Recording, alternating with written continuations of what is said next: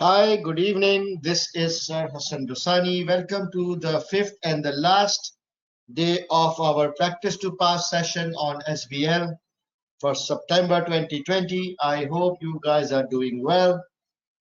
As usual, let's wait for 60 more seconds for our friends to join in and then we will kick off.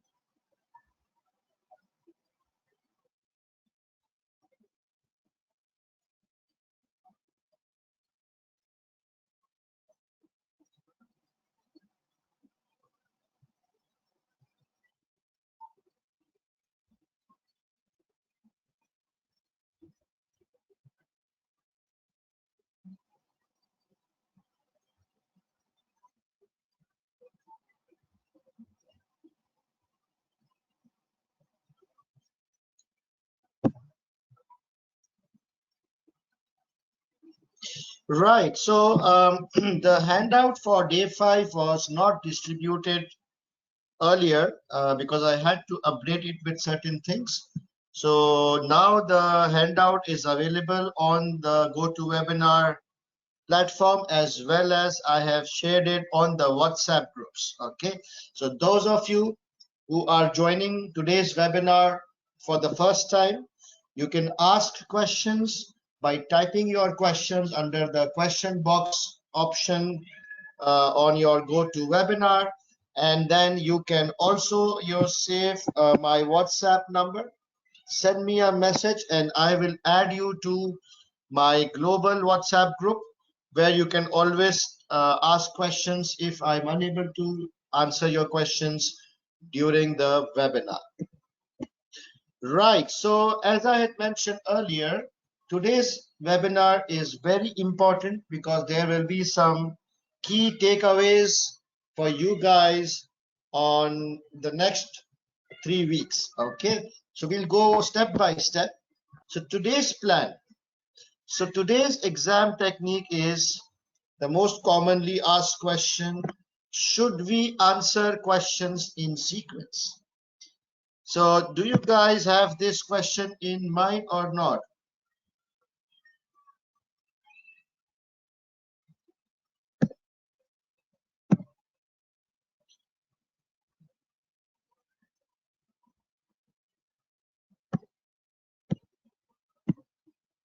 Just I am checking my hi, can some of you write some comments whether you can hear me clearly? Just type yes. Okay, all right, because my question box looked like it was hanging a bit. Perfect, perfect.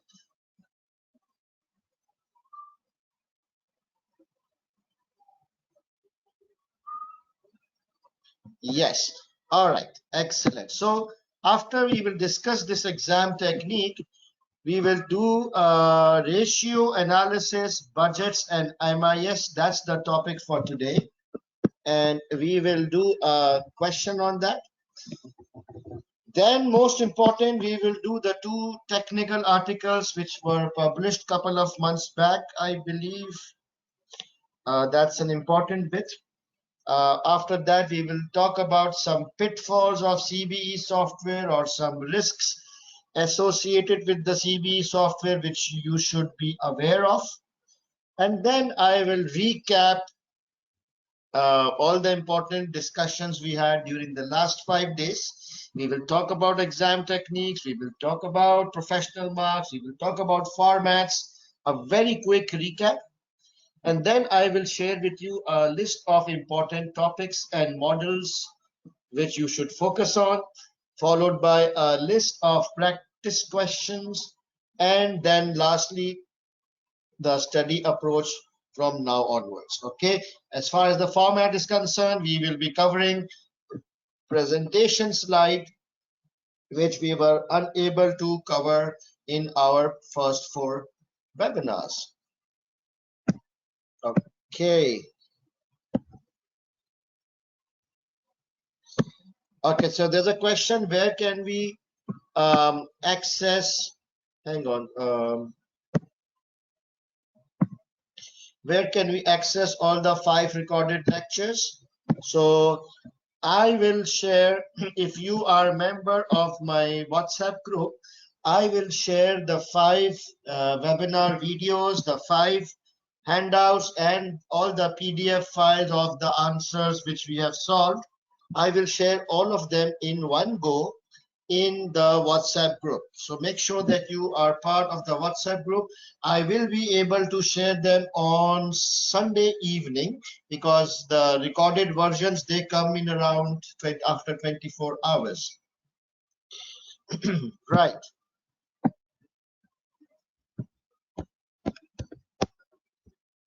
So today's exam technique is technique number 5.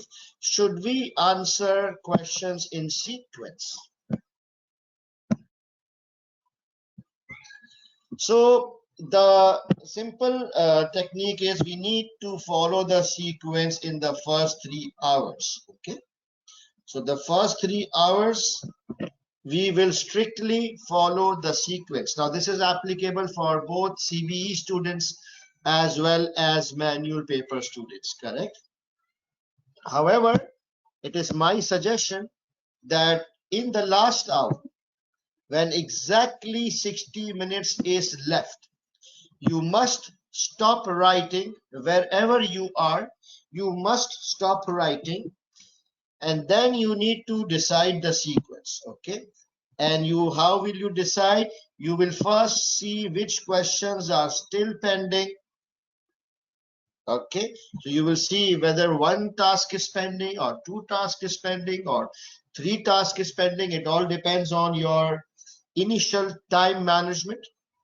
You will look at the topics of those tasks, and more importantly, the marks of those tasks. And then you will decide which question is more easy and high scoring in your own opinion. Then you will do that question, all right? And you will skip those which you feel are difficult. So in last hour, you are free to change the sequence, because you should just be, choose that question which you think is easier. Even though if it's the last question, then you disturb the sequence, no problem. I can assure you that there is no negative marking on the by not following the sequence. The examiner always mentions in his comments that he really wants the students to follow the sequence. However, there is no negative marking if you don't follow the sequence. So in the last 1 hour, you need to be cunning, you need to be smart, because at the end of the day, you need to pass the paper, not the examiner. Correct? So if you follow my technique, this technique of deciding in last 1 hour, what will happen? So in the end, whichever question was unfinished was actually the question which you didn't knew how to answer. So did you understand that? So in the end, for example, if you run short of time because of poor time management, you will not miss the last question. Sequentially, you will actually miss that particular question which actually you didn't really knew anything about. So that is smart thinking, that you are just skipping that question which you had no clue, rather than attempting a dangerous question where you don't have any clue, and in the end you are left with no time for a question which you had absolutely lots of idea how to do it. Okay, So that's the technique. Last 60 minutes, you stop, you take a stock of things, you decide which is easy, low-hanging fruit in your opinion, go for that question, and then attempt the rest of the questions. Okay. Do I have any questions? Let me.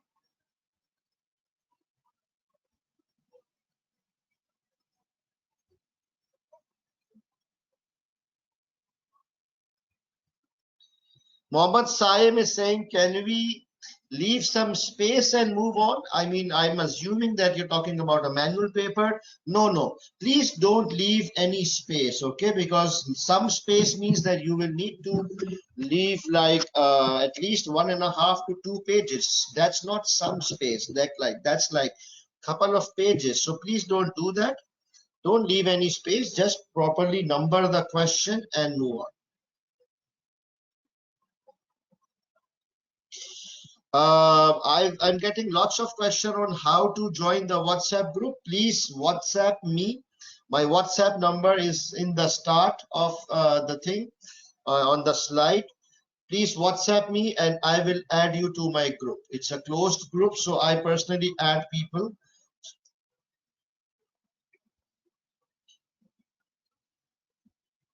First 2 hours, 1 hour for reading, and then last. Yeah, Karen.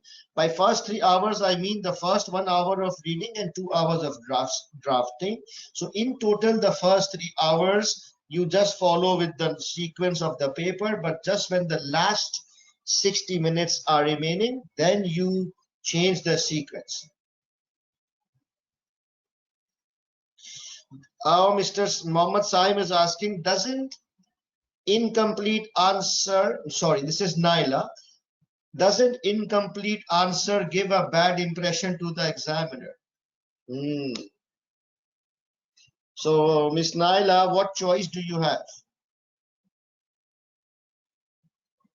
So I give you two options. Okay, so either the questions are a little bit incomplete towards the end, versus all questions complete but last question of 15 to 18 marks not attempted at all, which is a lesser evil. And I think I spoke about this yesterday. So it is perfectly all right that all your questions are little bit incomplete.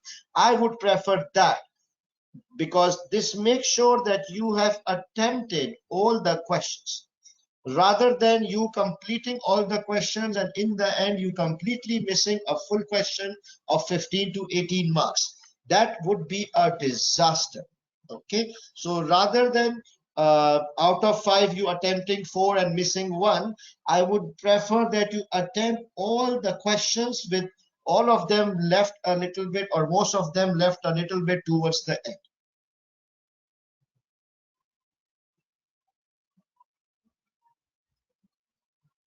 If we didn't answer the question, do we get marks for doing the format? No, Huda, not at all. This is not a departmental store with, some discount scheme going on.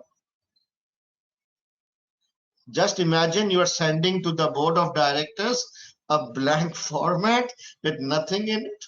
Come on. So why not start with the ones we know itself? Tinkle, a very intelligent question. So Tinkle is asking, so why not start with the ones we know? I would really love that, but unfortunately, you know what? The examiner is very touchy about the sequence, very emotional about the sequence. He hates when students mess with the sequence, because if you read his comments, you can gather that he's very, very emotional when students don't follow the sequence, although there is no compulsion. So I don't want to really mess with the examiner for the first 3 hours, but in the last 1 hour, it is me who has to pass, not him. So in the last 1 hour, I would take a little bit of liberty and change the sequence. Okay.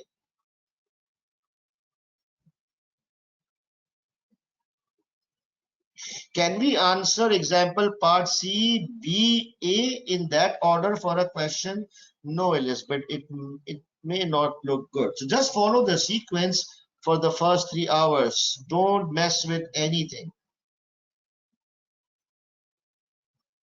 So if we skip any question, then is it possible to pass the exam? No, it's very difficult. Yes. Can you spend more time on professional marks today? Yes, I will cover that in my recap.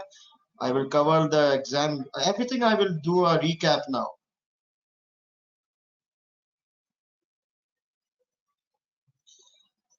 Please, I'm very clear. Don't ask questions round and round and round. Please follow the sequence for the first 3 hours. Even if you don't know the question, please follow the sequence, okay? Not following the sequence means losing professional marks. Not at all. You will not lose professional marks if you're not following the sequence. And for God's sake, you are following the sequence for the first 3 hours. It's just the last hour where you are just changing the sequence of the last couple of questions. So you will not lose professional marks. There is nothing on this, okay?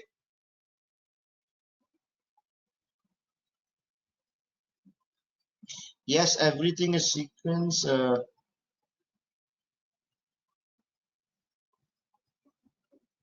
Sir, we wrote 5 points, but we actually need 9. Would we get marks for what we have written? Obviously, what kind of question is that? You will get marks based on 5 points.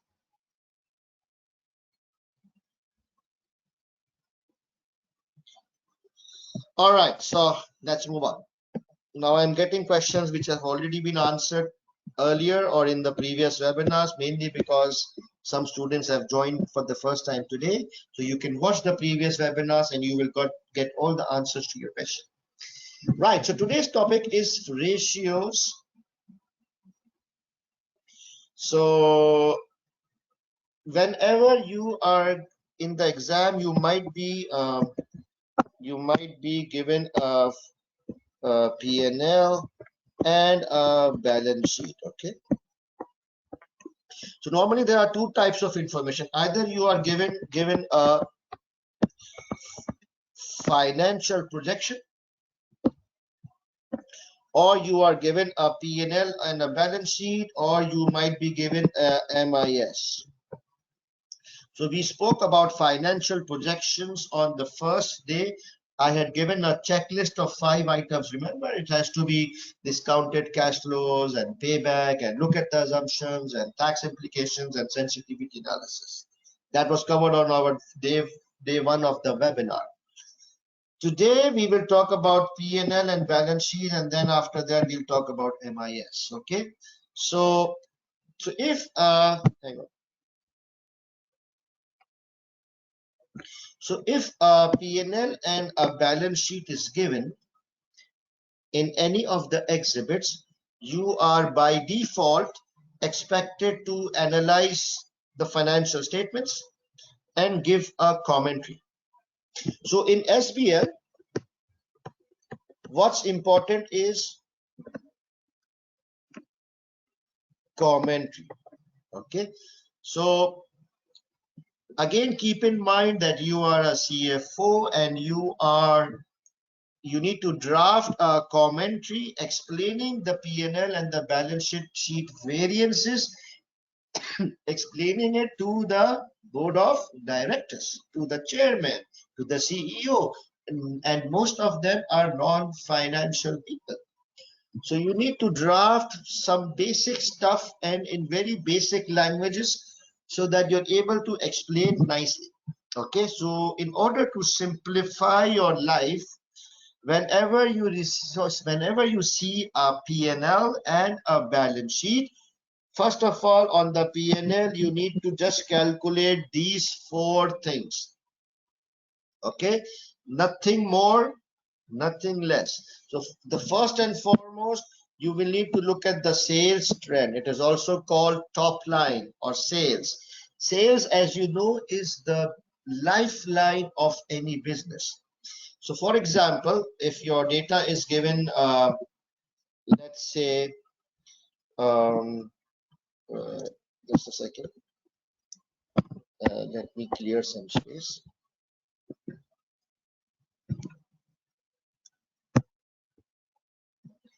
So if the data is given 2019, 2018, 2017, 2016. So let's say 4 years data is given.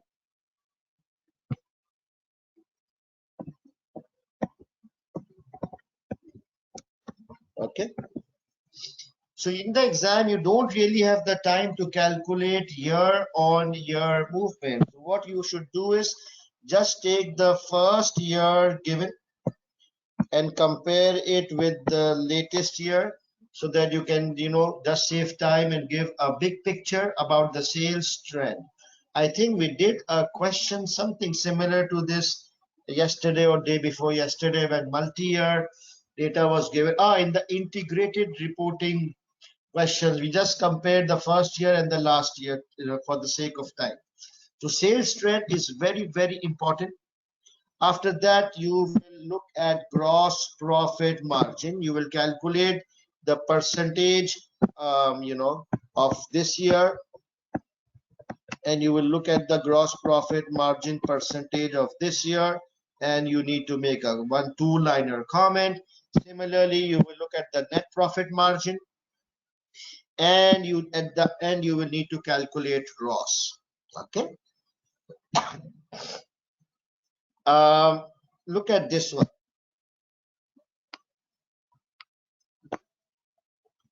Please do not ask me again and again, right? I'm telling you guys very loud and clear, no need to show your calculations. Why? Simply because, will you show calculations to the board of directors? No, right? They are just interested on a commentary on P&L.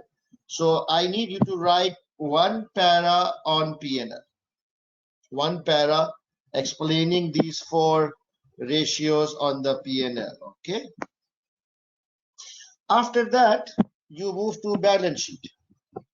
And again, I don't want complicated. I don't want you guys to show off. Okay, this is not a financial ratio calculation paper. So if you want to show off on your commentary skills. Don't show off on your calculation skills. Okay, you just calculate current asset ratio from the balance sheet. You just calculate gearing. And if you think you have time, you are not running short of time, then you cover interest cover. Otherwise, don't even bother about it. Just these 2 ratios, current asset ratio and gearing.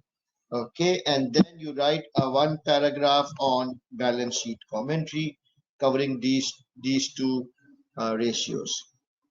And lastly, if you think you have time, again, let me write optional here. You can calculate revenue per employees. The reason I have put this is because if you calculate revenue per employee, it will impress the examiner in the sense that he will think that you are not only an accountant, you do have a business acumen, because the board of directors, they also look at non-financial indicators or efficiency ratios, right? There are other things, other than P&L and balance sheet in the world as well, right? So this is what you need to do, short and sweet, 1 paragraph on P&L, 1 paragraph on balance sheet, couple of lines on revenue per employees. Try to link high level with the case. Just showing variances is not enough. If the sales is going down, you need to mention why it's going down, and 100% I'm sure a reason would be mentioned somewhere in the exhibits. Then you need to mention the reason if the GP margin is going down, and the most common reason why GP margin is going down is because the cost of sales are not reducing in line with the reduction in revenues. So if you don't find any specific reason, then you can just give a generic reason.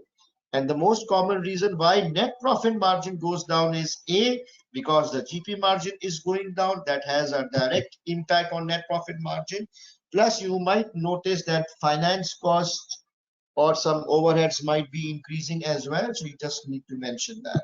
On the ROS, it will go down if your net profit margin is going down. Plus, if your net equity is going up or your debts are going up, then ROS will deteriorate as well. Okay, so I'm not going to go into all these details. I'm expecting that you know all the basic about financial ratios. Again, I would like to repeat.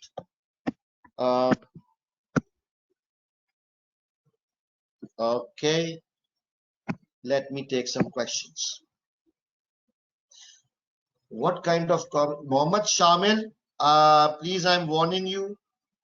Do not repeat your questions the way you have typed. Okay, do not flood my question box because there are other students who are trying to ask questions as well.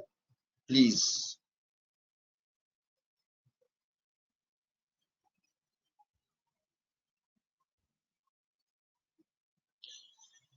I just explained what kind of comment we made in ROS. Okay, I just explained that ROS will decline if your net profit is going down, and it will further decline if your debts, long-term debts are going up. How to interpret a revenue per employee?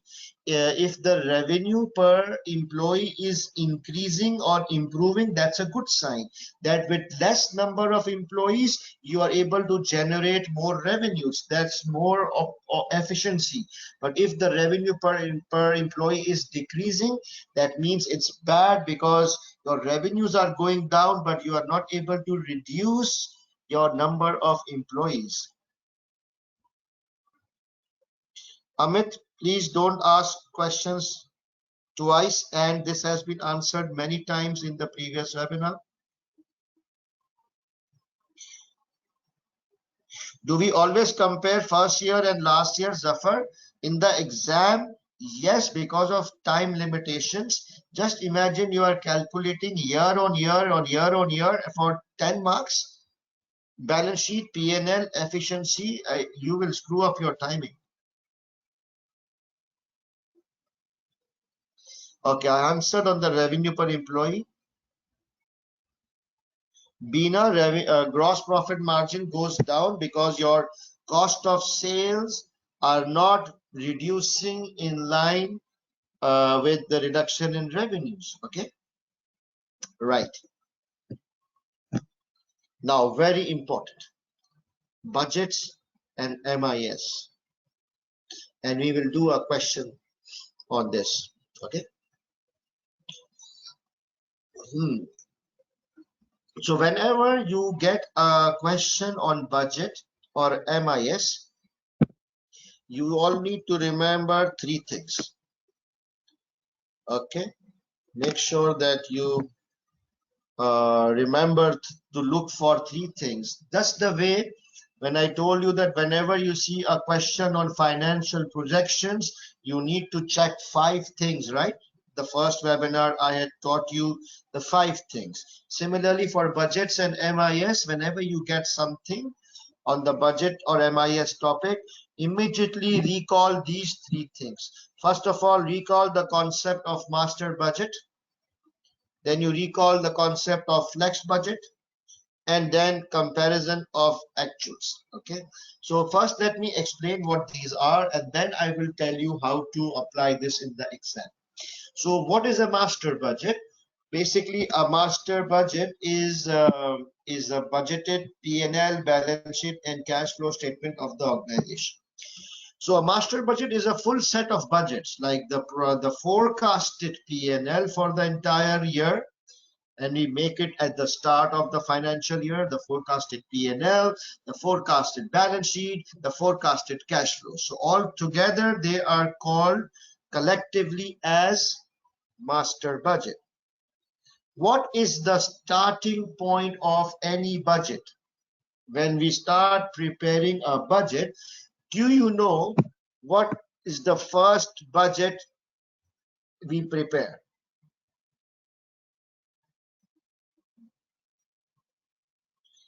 When we make a budget, what is the first thing we prepare? Not annual budget, yeah.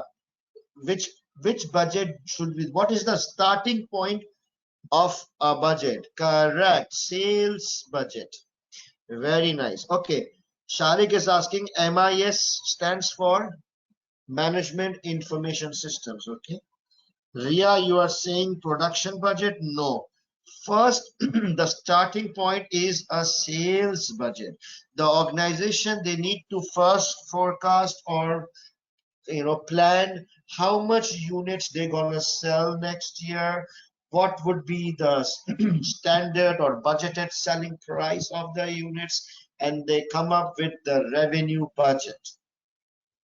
Once the sales or the revenue budget is firmed up, based on that, the production guy will plan his production budget. He would now know, in order to sell 1,000 cars, how much cars he needs to manufacture, keeping in mind the opening inventories and closing inventory requirements and all those things.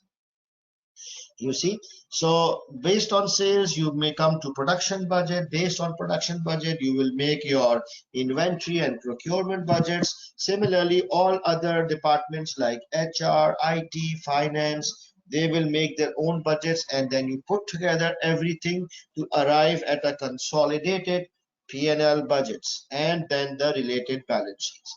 So the first concept we just need to know is, what is a master budget? So first thing is, it starts with the first sales budget is prepared, then other departments make their budgets based on sales budget, then overall P&L balance sheet and cash flow budget is prepared. All right, you are now familiar with the master budget.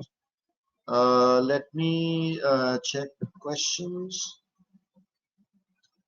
Okay. The second concept is called flex budget, and it is the most important thing which you have to look for. Let me write VVIP.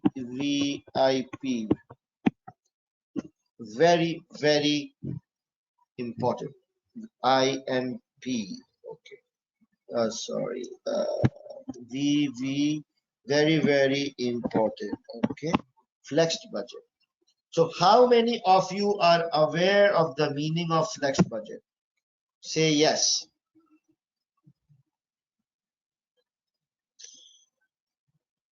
Okay, let me ask. Okay, most of you are. How many of you are not familiar with the concept of flex budgets? Say no.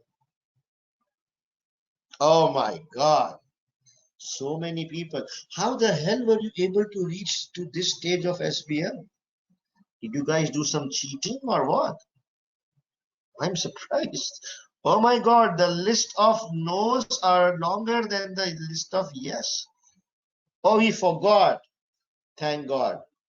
Otherwise, I had some serious doubts about ACCA's quality. All right, as long as you forgot, I can understand. But if you don't knew the concept, I was shocked. Right, so flexed budget, you cannot compare actual numbers directly with budgeted numbers. So what's the purpose of the budget, right? We have a budget. We say sales is 1,000. And then why do we make a budget? So that later on we monitor the actual performance. So the actual is, let's say, 800. And variance is adverse variance of 200. Correct? Now, if you want to compare budget versus actual, okay, there is always a chance that actual sales quantity might vary. For example, in the budget, we planned 100 units to be sold, whereas in actual, we sold like 90 units. Okay, so obviously, if there is a difference in the quantity, or I would like to, oops, what happened? I would like to call volumes.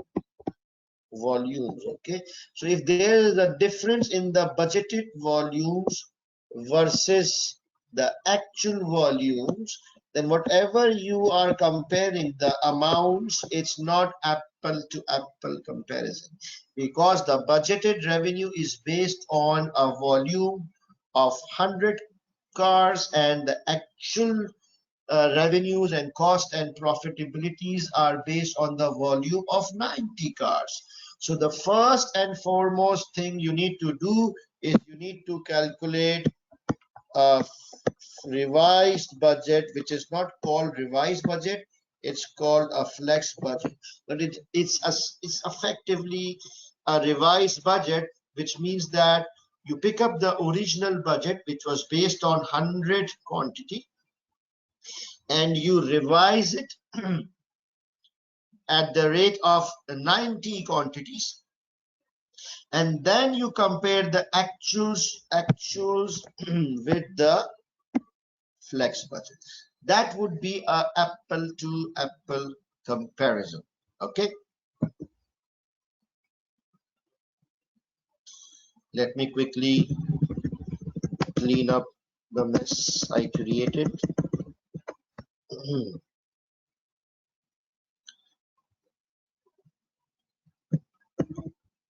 Right, so flex budget is when you revise the original budget in accordance with the actual volumes or quantity, so that you are able to compare the actual performance in an apple to apple or like to like manner. Okay, so now look at this sentence, very important. Whenever actual numbers are given in your exam, you first calculate flex budget and then you compare with actuals. Okay, very important. Whenever in your exam you are given a budget and actual, you just don't start taking out variance directly.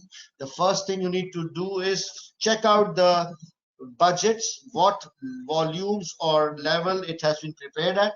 Check out the actual volumes. If they are different, then you recalculate the budget based on the revised volumes, and then you compare your actuals with the revised or flex budget, as we call it. Okay, please don't call it revised, it's called flex budget. Let me take questions. Is flex budget and rolling budget similar? No, Nikki. Rolling budget is another concept which I don't want to discuss right now. A short answer is it's a different thing. Okay, screen stuck. I don't know. The technical team, they can look into that. Sir, do we need that much detail in SBL? What detail? I never talked about any detail. And you will see, I will do a question right now on this particular topic, so you'll see how it is tested in the exam. Important topics from a financial portion is there are just 3 topics. A financial statement might be given, so you need to calculate ratios. Other possibility is financial projection will be given. You need to talk about analyze the projection. And the third possibility is management information system, or MIS, will be given, which is basically budget versus actuals, and you need to comment. These are the 3 important areas of finance.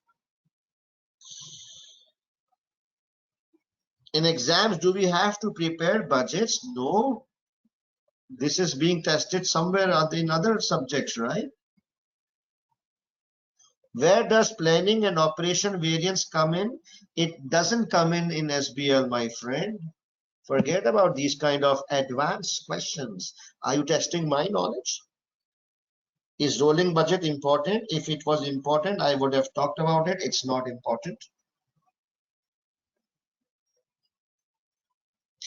Correct, Savarnima, you are correct. Alia, I had just repeated in the earlier thing that in finance there are 3 important things. Why don't you guys listen, just listen to the recording later on. It's MIS, financial statements, financial projections. I had actually written all these in pink color. Come on. we have very limited time. I don't want to repeat things. That's a very unproductive and inefficient use of my time and your time. Not your time, but other students' time. Please, please, okay? Please don't take me wrong.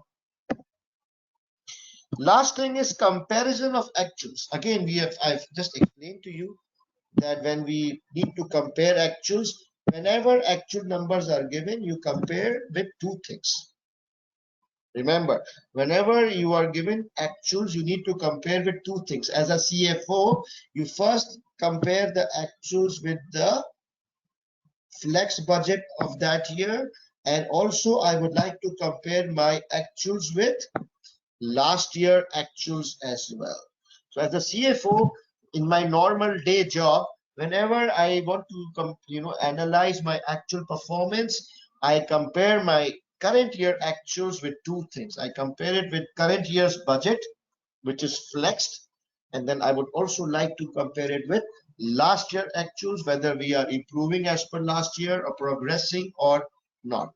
So please guys, again coming back to thing, whenever you come see a budget or a MIS question, always remember three things.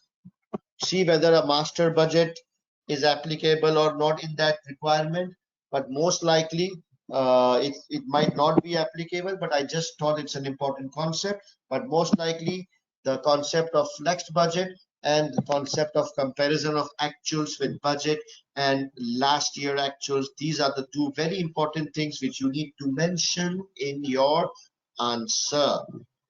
Okay, let me take a look at the questions.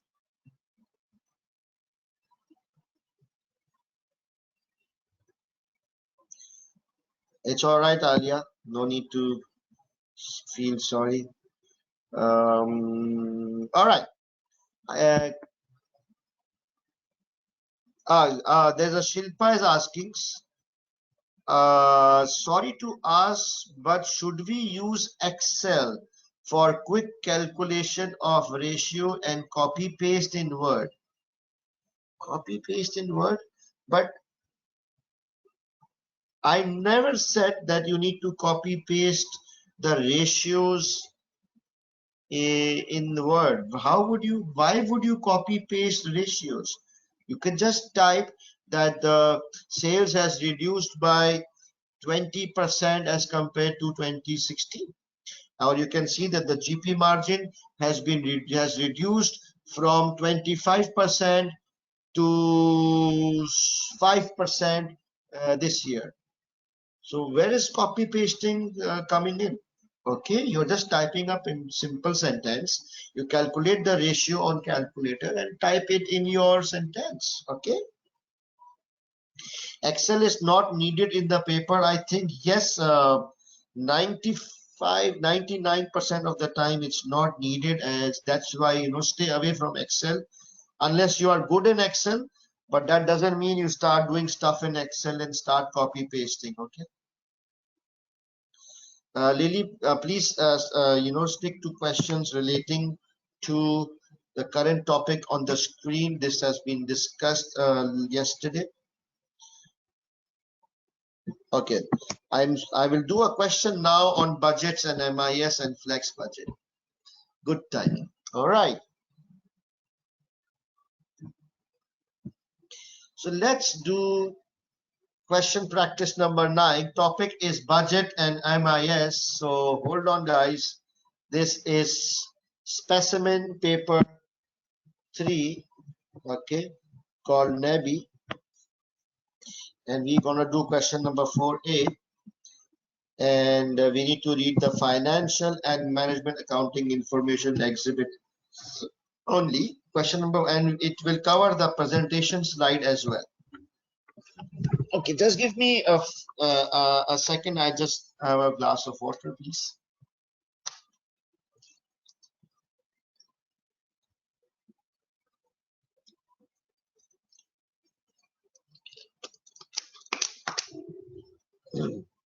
Thank you so much. All right, so here comes our presentation slide format. Most students think that presentation slides in SBL is one of the most difficult things, and they are very skeptical and nervous, most students. However, let me assure you that this is in fact the most easiest thing in SBL, especially for CBE students, but to some extent manual paper students as well, because it is simple and high scoring. And it is my job to make it simple and explain to you in very easy manner. Okay, so it's a very simple thing. Whenever you are asked to make a presentation slide, so in the CBE paper, a presentation slide template is already provided to you. It's a ready-made template in which you just need to type in your stuff. So you actually don't need to make any format if you are a CBE student. Okay, and I will show you right now. Okay, so if I go to the response options, you see here there's a word processor, there's a spreadsheet, there's a baby spreadsheet as well. I don't know how or why. A couple, okay, and then there's a slide. So you see these slides, click on the slide and something like this will open up. So it is a slide. This is already a slide, and you can type here.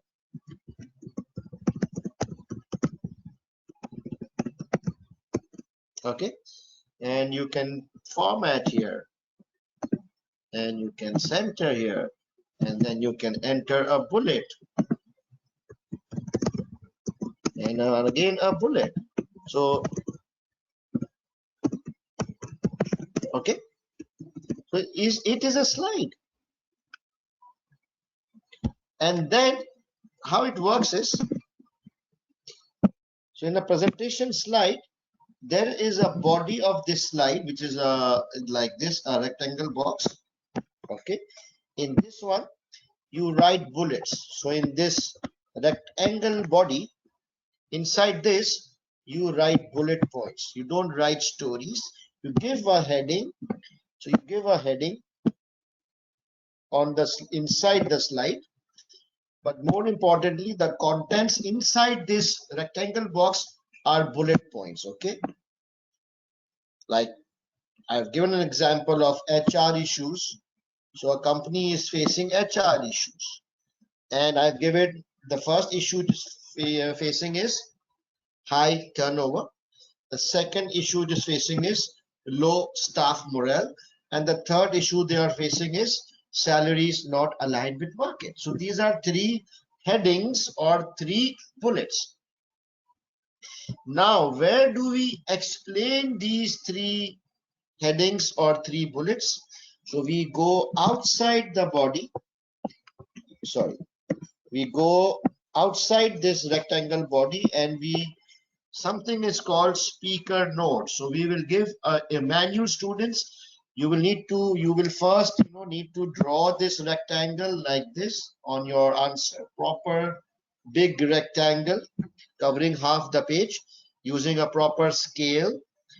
Once you have written the headings or bullet inside, then you will come out of the rectangle box, give a heading speaker notes, and then you will write 2 or 3 lines for each of the bullets. So for example, high turnover, you will write few lines. After that, you will leave 1 line, and then you will write 2 lines on low staff morale. After that, you will leave 1 line and you will write something about salaries not aligned with the market. Now, no need to give us subheadings. Just follow the proper sequence and just link the explanations here are linked with your exhibit. So you can copy stuffs and sentences and issues and facts and figure on the speaker note, and then you can do it the reverse. So you first copy sentences from the exhibits into your speaker notes, and then you can make appropriate heading and go back and give the headings. So either you can make headings first and explain, or if you feel easier, you can first draft your answer and go back and fill the presentation slide with headings.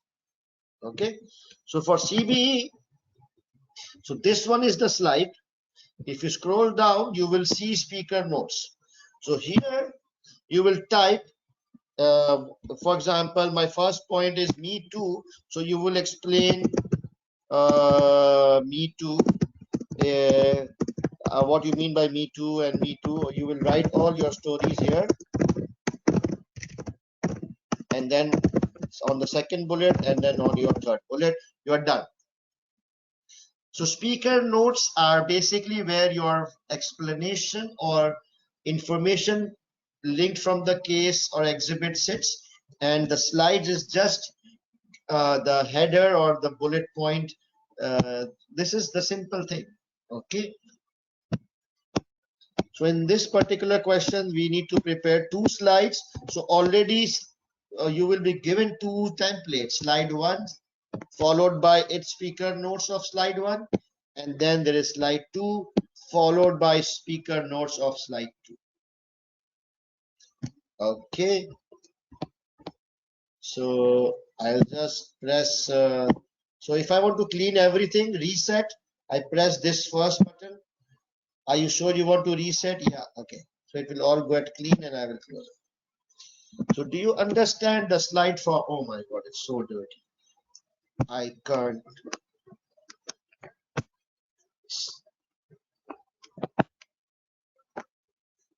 So manual students, how would you do it? For example, if this is your blank page or your answer sheet, okay, this is the total, let's say this is the total height of your, okay, like this, okay, your format, your page is like this, more of a portrait, right? So maybe you see the your height is of this paper is from here till here. Okay, so what you need to do is you will say question number whatever, and then you will draw the slide. I don't have a scale with me, but you actually would draw something like this, 1 half page covered. Okay, you will write slide number 1, and you will write the name of the slide, HR issues. Okay, and you will write high turnover, low morale, and then here you will write speaker notes, and then you will explain high turnover, leave a line, and then you will explain low staff morale. So 1 page, 1 slide along with your speaker notes, next fresh page, 2nd slide with your speaker notes. Make it large, neat and clean, visually pleasing. Okay, right, I need to see, let me take a look at the comments. Do I write slide number 1 on the slide, Lily? I think no, I think you can avoid it. Can each point have more than 1 paragraph? Yes, if you think you want to, yes, you can. Sir, what if the question is to prepare slides with weakness and recommendation?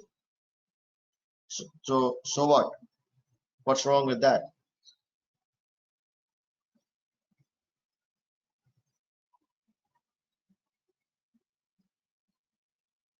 So this Zabi is saying we will be working in the word processor. So in case you prepare an exam, the slides also get submitted by default. Obviously, yes. So in your exam, when you will submit your answer, the word processor, the spreadsheet, and the slides, all 3 will be submitted. The only thing which is not going to be submitted is the scratch pad, which we are not using anyways. but all the three, word processor, spreadsheet, and slides will be submitted. Even though if you haven't used it, a blank will be submitted to the examiner. Do we need to give headings in speaker notes? No, I just said no subheadings. Can you just tell how new slides are inserted? You don't need to insert any slide. If the question says 2 slides, your CB software will contain 2 slides. Okay. If the question says 100 slides, then the CB software will have 100 slides. Do we need to give speaker notes again? Why? How come you're asking the same questions again and again?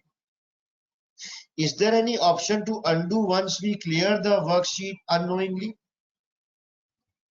Huh? My God.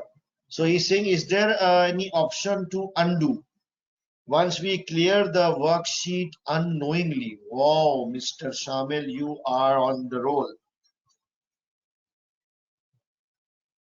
Shamil, you are again asking questions. This is the 5 times you have asked the same question. I will ask the admin to block you out. Okay, I warned you earlier as well. Don't flood my question box. It's not fair with other students. I don't want to answer your question. I'm sorry. If you don't listen to me, I'm not going to listen to you. Sorry. Can we explain the staff turnover point beneath the bullet? No, Huda. Why do you ask these questions? I'm saying the rectangle, the information inside the rectangle is only bullets. All the explanations will be outside the bullet, okay, under speaker notes.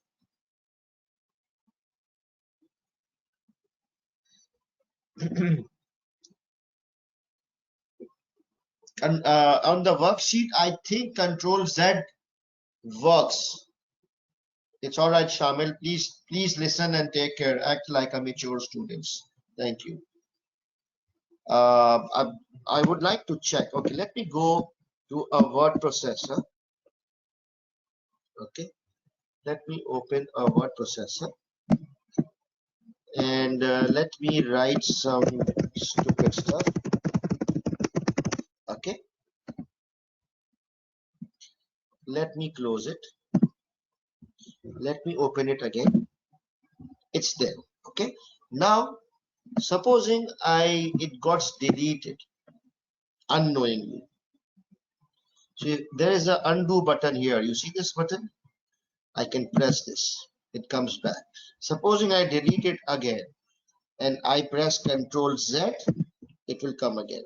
Supposing I delete it again and I close it. So it gets saved. Okay. Now I open it again. It's not there. Can I do undo?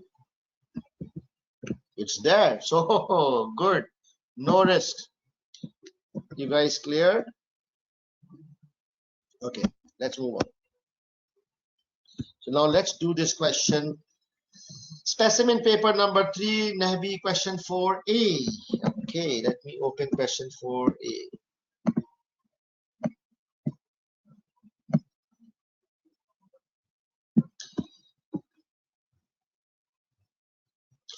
All right, prepare a presentation with an appropriate number of slides and accompanying notes to support your findings, covering the following items: identification of the weaknesses of the current management accounting information in supporting decision making for the restaurant business. What's that? Identification of the weaknesses of the current management accounting information. 6 months.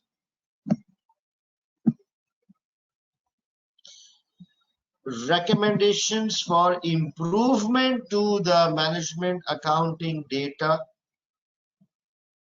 which identifies key performance indicators which should be included in the monthly management accounts So you need to first in part A you need to talk about the weaknesses.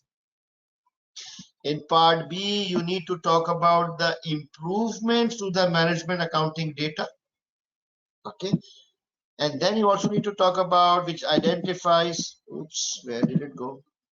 Which identifies key performance indicators which should be included in the da. So we're not going to do that because key performance indicators we haven't discussed, but I want to do part A and then maybe recommend improvements. So this is 10 marks,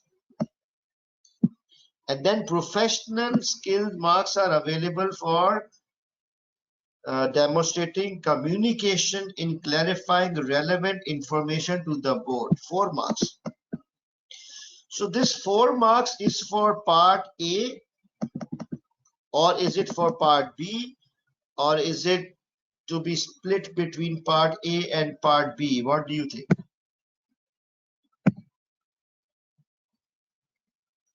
Yes, excellent guys, very intelligent. Because it's towards the end, it says clarifying information to the board.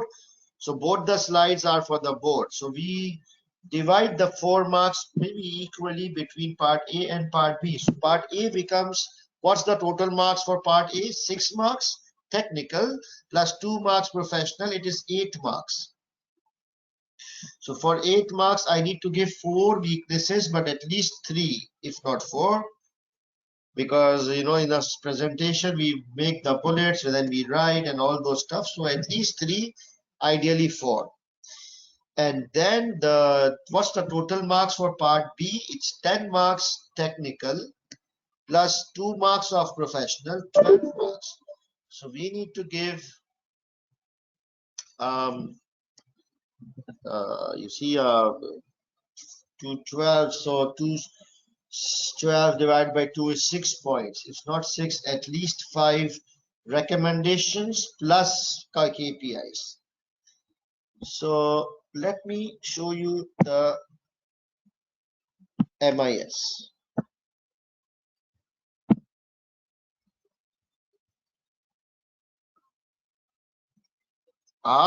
It's in Excel. Very good. So if I see this, so they have given a statement of profit or loss account for the year ended 2020. It's like sales, cost of sale, then statement of financial position.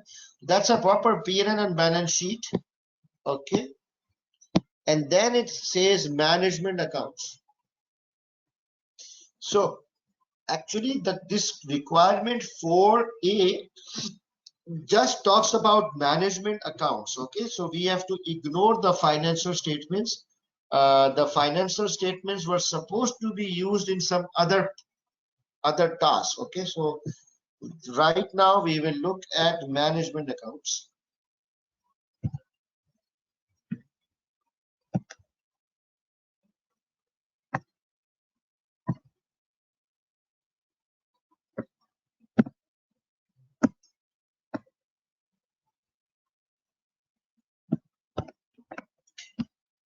So guys, I have opened the screen for you. I need you to, I give you like 5 minutes. You study the management accounts and come up with 3/4 weaknesses. Because I can see the word budget, I can see the word actual, and then variances. And you need to, if you scroll down, there are some information there as well.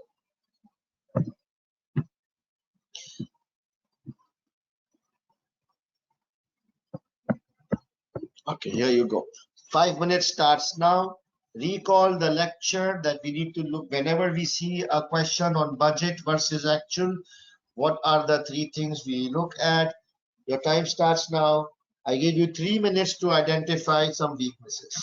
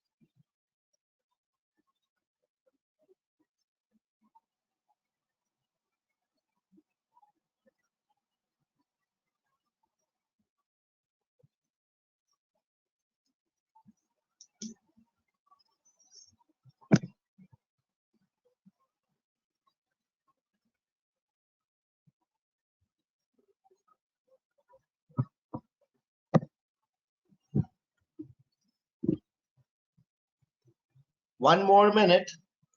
Think smartly.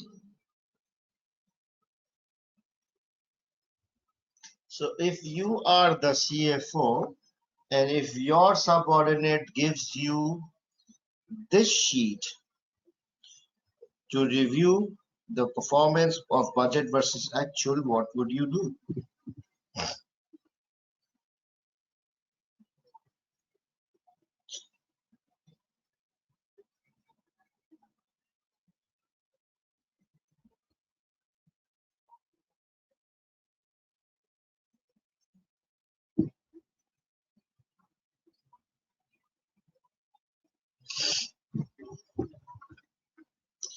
All right.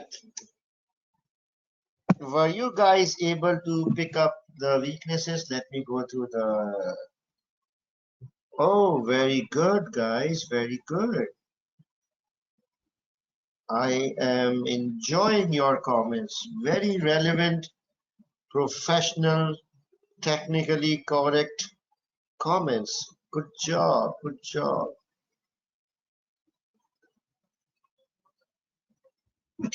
Right. So, if my subordinate would have given this kind of MIS, what would I have done? I would have thrown this at her or his face and pulled his or her hair and shot that person. What kind of stupid MIS is this?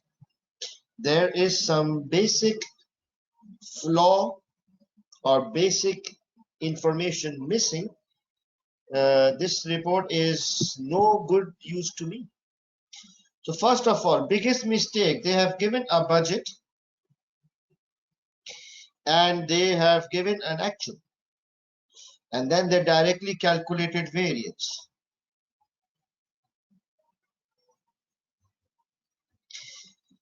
So the biggest mistake here is that they should first calculate the flexed budget, because the sales volumes or the sales activity levels of budget versus actuals are different.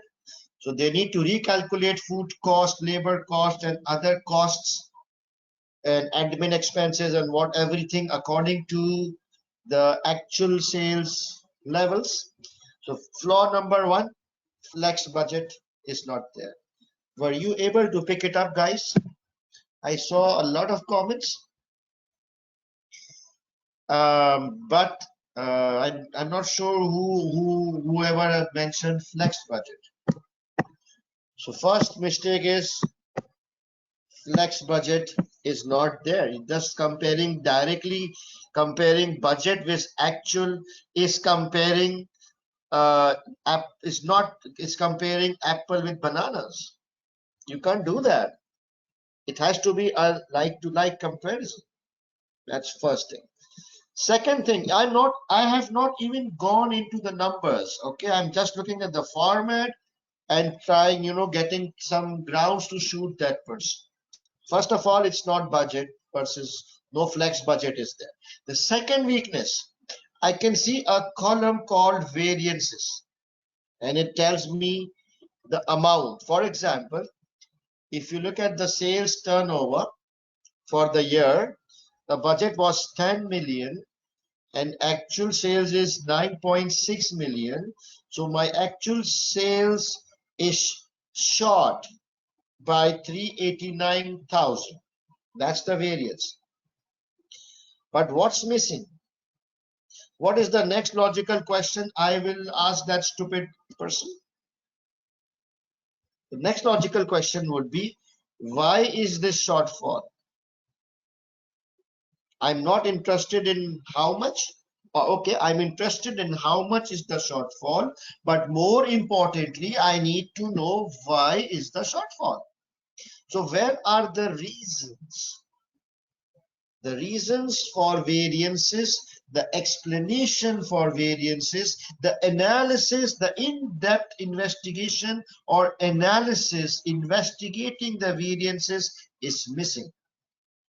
That's weakness number two, that the analysis of variances or investigation of the reasons for variances is not there. So these two high-level weaknesses just on the format. And then I can look a little bit in the numbers. People have said that admin expenses, a breakup should be given, and that's a pretty valid thing. And some comments here and there, all very good. There's one more thing, and you have not picked up because you have not read this story. You have not read this case full. But this is a case, this is specimen 3, which is called Nebi Company. And Nebi Company owns 8 restaurants. Okay. How many restaurants they own and run? 8 restaurants. Now this MIS is giving me a total picture, right? The total performance of 8. This is a total MIS, which means that this is the aggregate of total combined performance of 8 restaurants. Now, does this ring a bell? Does this raise a question, or does this identify a weakness in your mind? Can you pick something here? If this is a total for 8 restaurants, what could be a next weakness or something which you want to see as a CFO?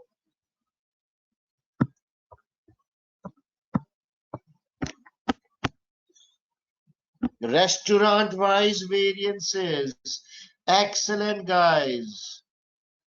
Yes, I want to see the totals, but I want to drill down and also see something similar for each restaurant, because I want to know which restaurant is performing, which is not performing, which restaurant is contributing how much to my revenues and how much to my profit or losses. Excellent. So if you have multiple locations or multiple branches or multiple restaurants, the third thing, even without going into numbers, as a CFO, I will ask that I want a location-wise breakup or a restaurant-wise breakup as well. Good. So even without taking a deep dive in the number, in the values, I came up with 3 flaws with the format. Number 1 reason was, so let me now type. So now you understand. Now I will put this on the side. I will go, okay, let me reduce this a bit. How do I reduce the size? Here. I put it on the side. I go down. I open the spreadsheet. No, the slides. How many slides they have given? 1, 2, just 2 slides. Okay, so maybe I need to do 1 slide for 4A and 1 slide for 4B. Okay, so slide 1 it talks about the weakness of current MIS. So I'll give a heading.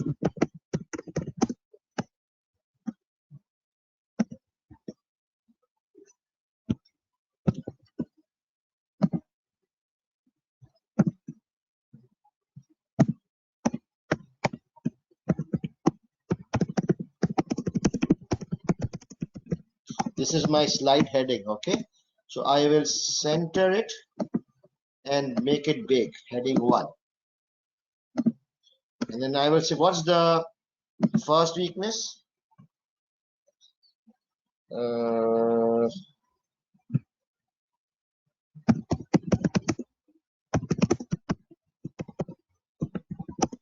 That's it. Enter. One more enter. Leave a line and do another bullet. Go down, enter. Okay. The second one was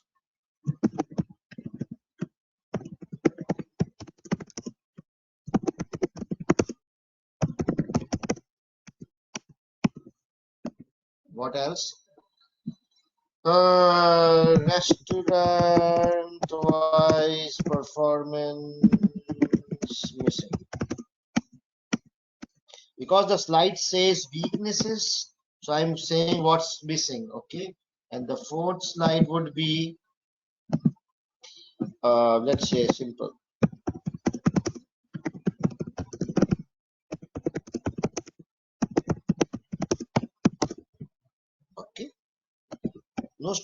no stories inside the box.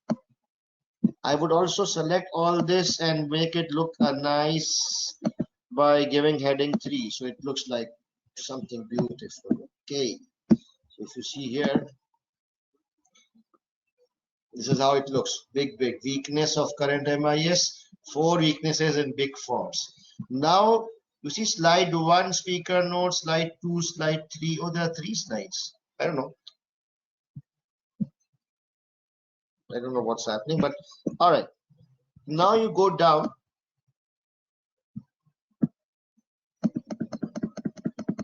and now you start drafting. You will say the MIS does not have flexed budget. The actuals, oh my god, I hate typing. Actuals are being compared, slow down Hassan, compare with budgets as revenue levels are different. It is not giving a true picture. Do I give recommendation? No, because you remember the requirement, the recommendation has to be in part 4B. Okay, enter. What else? Although the MIS shows variance amounts, it does not explain the reasons for variances. The board will be unable to understand the variance amounts in absence of any explanations. What's the third one? Third one was restaurant wise performance. Nebi has 8 restaurants. However, the MIS seems like a combined consolidated MIS. Due to this, restaurant level performance is not visible to the board. Khalas. Fourth, breakup of admin expenses. Admin expenses. How is it? Is it material admin expenses? By material, you know material. The meaning of material. Is it amount wise? Is it big amount?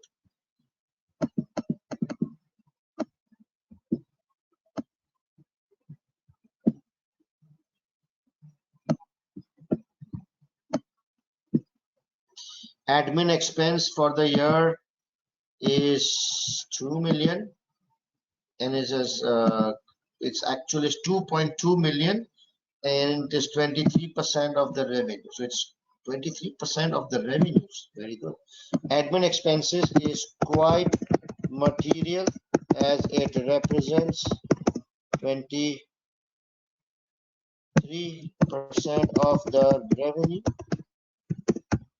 No breakup, no amount wise breakup is available in the MIS. Done, guys.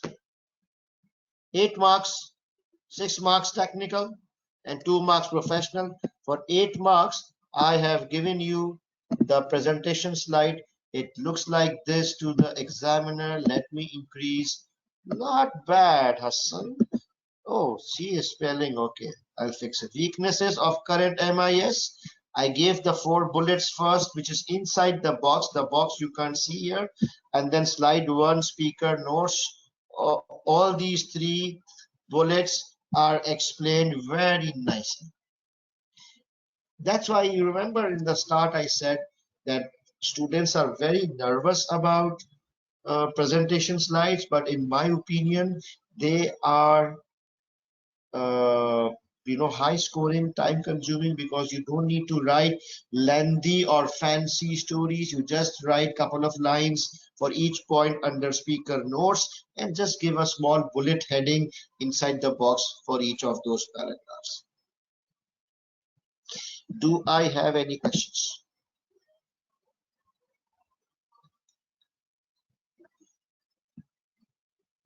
What about slide number? Or skip the slide number. No, it's not important. Okay, very good. Costing method not mentioned. Yeah, Shilpa. I mean, if you can't think of anything else, then you can write that. Will you share these answers? Yes, I will share. What do you mean by expenses being material? By material, it means, is it a big amount? Materiality concept is a word coming from audit. So material means, is the amount big enough, or is it a small amount which we can ignore? So admin cost was sizable, right? It was like 20, represents 20% of my revenue. That's called material, and it's big and important. You can't ignore. Just 2 lines for speaker note is enough, sir? Yes, Najla, it is enough. But if now, please remember that these 2 lines are on the CBE thing. But if you in real life, if you actually write these lines on a manual paper, it will not be 2 lines, it would be like 4 lines. Okay. So, sir, formula can be used in spreadsheet just like Excel. IRR formula can be used. Yes, you can, but please, you are not required in SBL. Okay. How many marks will these points score that you are writing? 1 mark. 1 mark each. So I gave 4 points. So you got 4 marks of this, and out of professional marks, you will get 1 mark. So 5 to 6 marks out of 8.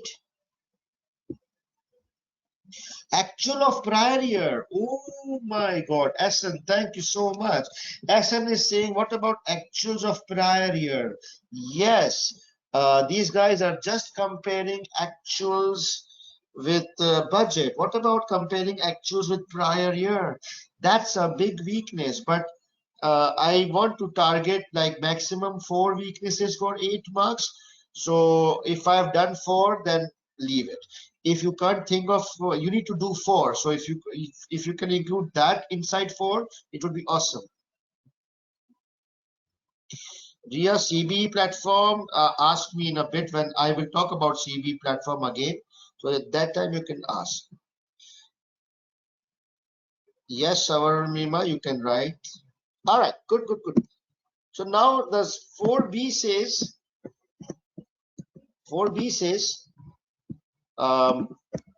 that identify the, give recommendations. Okay. So how would you give recommendations? You just create another slide. Go to slide 2. This is slide 2. Yeah. You will say recommendations for MIS. Select it. Center it quickly. Heading 1. What's the first recommendation? Tell me, guys.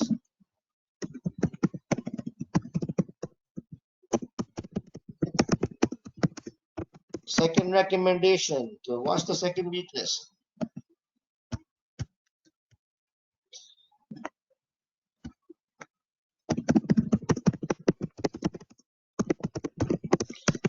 Third weakness.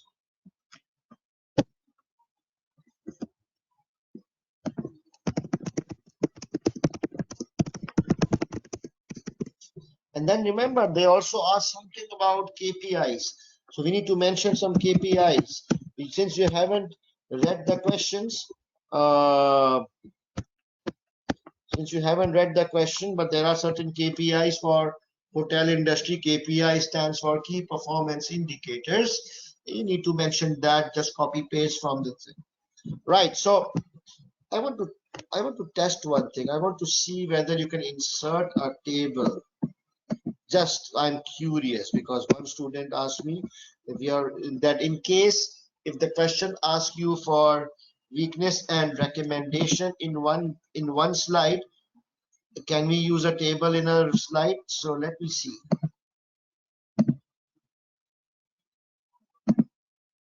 Awesome. So the table is working. So you will say,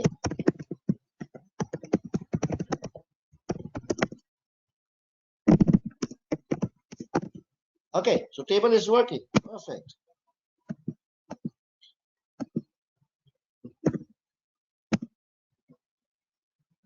How do you delete the table? You select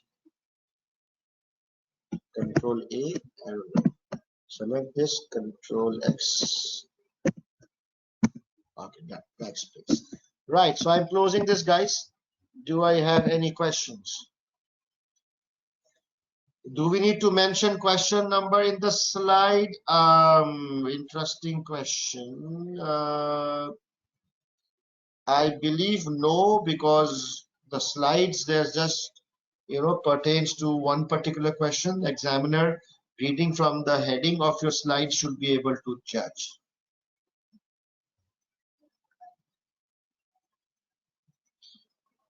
Of course, Simran, you will need to use the same points for recommendations. So for example, the weakness is not having flexed. So how can you give a recommendation which is not related to that weakness? Amal, you are again asking the same question. Can IRR formula be used in spreadsheet like Excel? Please don't. Okay, yes, I think it will be used. It may be working, but for SBL, not required. Yes, I'm giving a break, just finishing. Can the examiner ask us to calculate flex budget? He will never ask you, but sometimes if he says analyze the below data and he's giving you budget and actuals, then you will automatically be expected to calculate flex budget. Okay.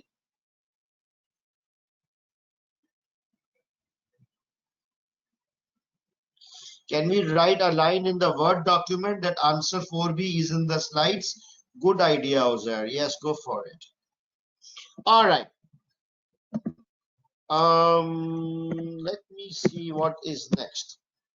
We've done this. All right, so let's take a 10 minutes break and then we will go for our technical articles. A very, very important thing. It's like 8:58, it will be 9:58 Pakistan time. At 10 minutes, 10, 10. All right, guys, see you in 10 minutes, okay?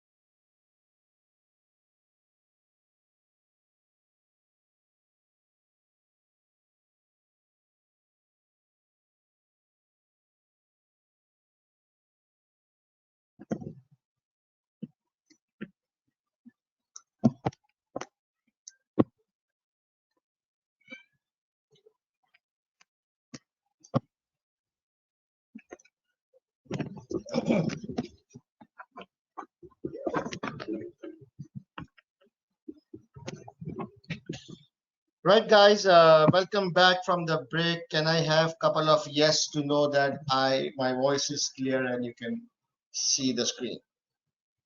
Excellent. So very good. So I think today we did a big topic, which is budgets, MIS, financial statements. Now technical articles. Okay. So in the last publication of Student Accountant, there were two technical articles. One was on blockchain technology and the other one was on cryptocurrencies. Okay, so I believe that these both the topics are important from the exam point of view, because in the previous attempt there was an article on Internet of Things, IoT, and there was a question in the exam on IoT. So it's best that we do these two articles, and of course these are the talk of the town as well, and so you should be familiar with the basic concepts of blockchain technology. So now, so there is a small video of around 6.5 minutes which I have selected to help you understand what blockchain is. But I don't want to run this video now. You can run this video later at your home, and you would be able to understand at least something like 50 to 60% of this video. Okay, you might not be able to understand fully, but still, at least if you're able to understand 50%, it's good enough from your exam point of view. You will at least know what is the context and what it is about. So let me explain to you uh, the blockchain technology. Okay, so a lot of people think that blockchain is a technology which is used by Bitcoin, and most of you might know that Bitcoin is a digital currency. Okay, so blockchain is actually a technology which can be used for any kind of transaction or data recording. It is not specific to digital currencies at all. Okay, so let's first understand the traditional systems, what we are used to, what's happening in all the organizations. So all the systems which we have seen in an organization, imagine a bank, imagine an organization. There are systems and softwares and there are databases. All the transactions, all the data are stored and kept in the servers, right? That's the way we have seen it all the years. So currently all information systems are stored in a centralized database. That's how it's worked, that all the data of the bank is sitting somewhere in a large server. All the data are this, it's centralized. That means it's sitting together in one server. Then there might be backups of it, but right now the technology or the architecture, as we call it, it is a centralized database concept. Okay, so now there are certain risks with centralized database. Again, all the eggs are in one basket. So if the data is stored, it can be manipulated or it can be edited, especially by unauthorized persons. Okay, so the security risk is high because all the data is being stored as a centralized thing in one place. So if anything goes wrong, if anyone is able to manipulate or edit the data or hack the data, it's relatively easier and it is a high risk. Okay, so these are some of the drawbacks of the traditional or conventional systems. All right, agreed. I hope it's not very technical for my future accountants.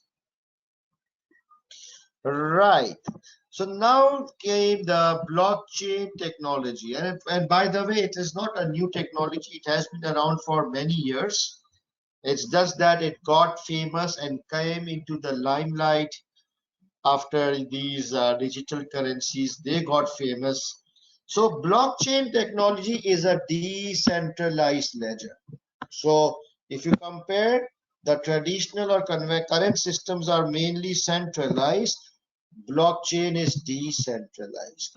They call it distributed. So distributed means decentralized. So the definition is blockchain technology is a distributed ledger. Okay, whereas we currently have centralized ledgers. So distributed means it's a decentralized ledgers which is stored on multiple computers at the same time. Okay, so decentralized means that it is not kept in one central location. Decentralized means that the data is kept in multiple locations. That's why it's called decentralized. In simple words, it stores data in small chunks, and those chunks are called blocks across thousands of computers. So all the data are stored over thousands of computers in small chunks called blocks. These blocks are uneditable. That's the main thing. So when you store data in a blockchain technology, that transaction is uneditable. Whereas it is in a conventional system, if you store a transaction, you can go and edit the transaction, you can delete the transaction, you can manipulate the transaction. But in a blockchain technology, if a transaction has been stored once, then it can never be edited or deleted or manipulated. All addition, deletions, edits are created as a new record, and it is added as a fresh block to the chain. Okay, so whatever is stored is permanently stored. It is not editable. No one can edit it. Plus it's stored in thousands of soft computers. It is all spread over the place. It's decentralized. So the risk of editing, manipulation, hacking is almost next to zero. So that's the biggest difference, or you can say the advantage of blockchain technology. It is very, very secure. It is decentralized. No editing or hacking can be done. So it's very simple. All right. So currently, what's the usage of blockchain? Where is it being used? It is used for financial transactions. It is used in cryptocurrencies, digital currencies like Bitcoin, etc. Governments are using in land titles. Hospitals are using in medical records, supply. So wherever there is data or a transaction, you have two options as an organization. Either you will save it in your conventional system, which is centralized, the thing we have always been used to, or you can adopt blockchain technology and save your data using blockchain technology, whereby your data will be decentralized. It will be stored in small chunks or blocks, and whatever you store in it, it can never be edited. Whatever future addition, deletion, manipulation you have to do will be created as another transaction and added to the previous chain to make, to show the continuity of the transaction. So all this concept, if you watch this video, you will understand this concept.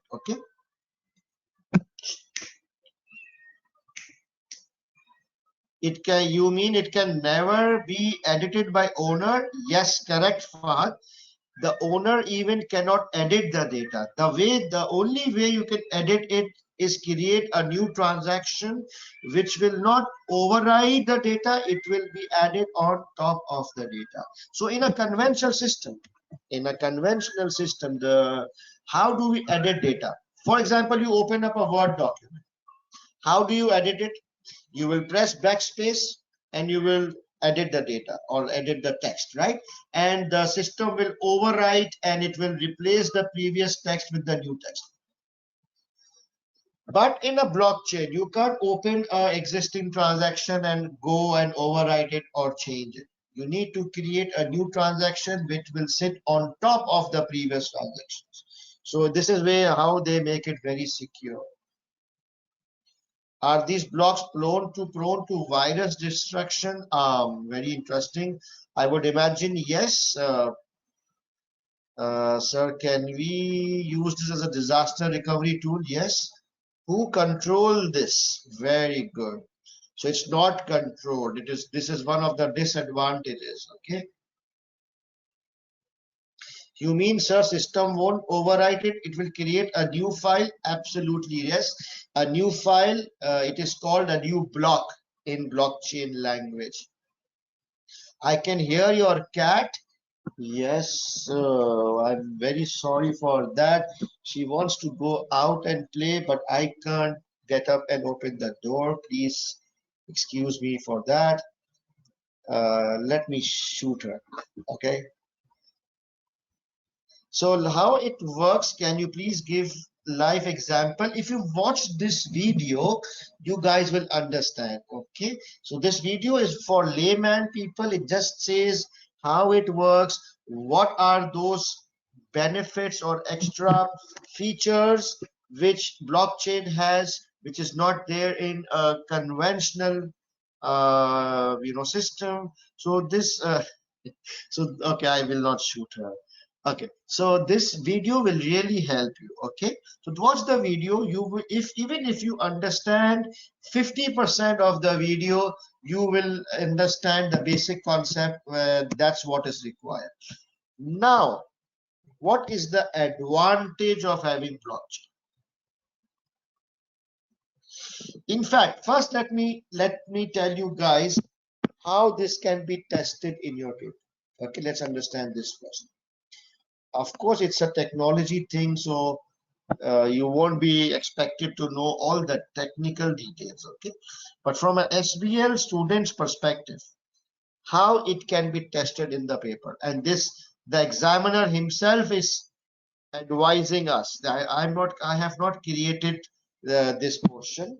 It is the examiner who himself is saying how blockchain will be tested in SBL paper. So he says an organization may be considering implementing a blockchain technology to record its transaction. So in the case study which will come up, maybe that company or organization is thinking of adopting blockchain technology to record its transaction. Obviously, they must be having the conventional databases, the conventional general ledgers, the centralized systems as of now.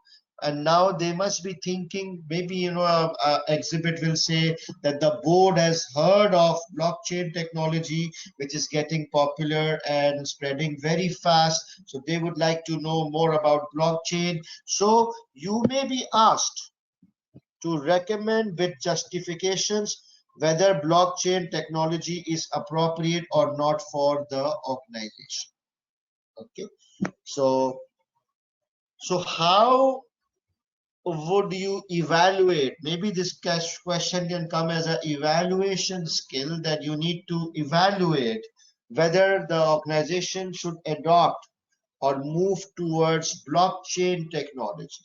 So if it's an evaluation thing, you need to give a balanced analysis. You need to talk about both pros and cons. So you will tell the board that blockchain technology is a two-liner definition. You can pick up from here the two-liner definition, and then you need to talk about the advantages. Okay, the advantages and certain risks or disadvantages. So from an exam point of view, what I mean to say is that you must know 2 or 3 advantages of blockchain and 2 or 3 disadvantages of blockchain. Okay. So what is the advantage of blockchain? The biggest advantage is data cannot be tampered. As I said, that the data in the normal system, whatever changes you do, it is overwriting the previous data, right? But in blockchain, the technology or the methodology is different. There is no concept of overwriting a previous data. All new changes are added as a new block or as a new chunk to the previous block. That is why it's called a blockchain. Okay, so all the historic records and all the track of changes will be there as separate files, separate blocks. So you cannot tamper with the data in any way. So when you say data cannot be tampered, it means that the data becomes more reliable. Then there is no need for intermediaries or middlemen, example bank. Okay, so what is the role of a bank? So the role of a bank is to add confidence, to keep the information confidential between the two parties. Because the two parties, let's say there's an importer and there's an exporter. So the bank is the middle person, because the importer and the exporter, they don't know each other. They cannot trust each other. But if they are using blockchain, and then all the data, all the transactions between them is recorded in such a manner that no one can, deny it, no one can edit it, no one can refuse that data. So because the data is trustworthy, the data becomes reliable, then you don't need lawyers and bankers who kind of act as a middleman to increase the reliability or authenticity. Okay, so no need for intermediaries, which less disputes, as all blocks are created after consents of both parties. Okay, so transactions between both parties are created after the both parties signs off on the data. And then because of all these, it saves, blockchain saves considerable time and costs. That's a big advantage. Blockchain can lead to considerable savings of time and cost. How come?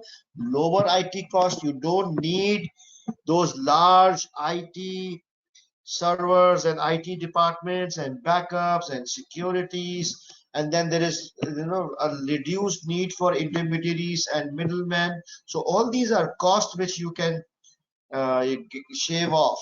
And then transparency, because all the data is available, people can see, and it is transparent. So just remember, even if you don't fully understand, remember, you don't have to do diploma in blockchain technology. Just understand the high level concept.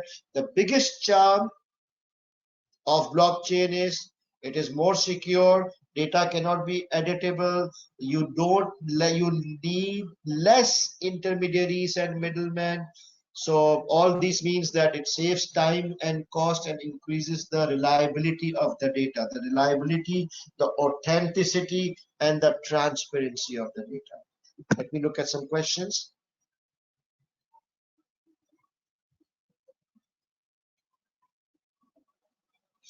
Fahad, you're asking technical questions. Please, no need for thinking on technical lines. Think on business lines. Hacker cannot edit. If something is not editable, then whatever files you create, he cannot edit. He cannot do anything because the file is uneditable.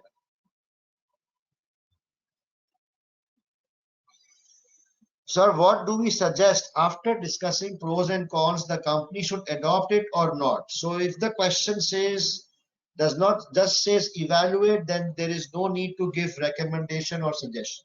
But if the question says recommend, then judging from the tone of the exhibit, you can say the company can adopt it, or if you want to emphasize more on the advantages, then you can say company can adopt it. Or if you want to emphasize more on the risks and disadvantage, you can say that company should wait, let the technology become more mature, and then we should consider it at a smaller scale or at a later scale or at an incremental approach. Okay. Could audit cost also be reduced? Yes. Auditors, what do?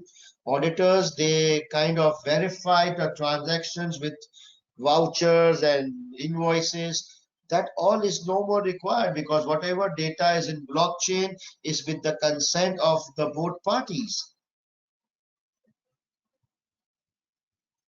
Can we give real-time life examples where, Junaid, in your answer? No. In your SBL answer, you're not expected to give real-life examples.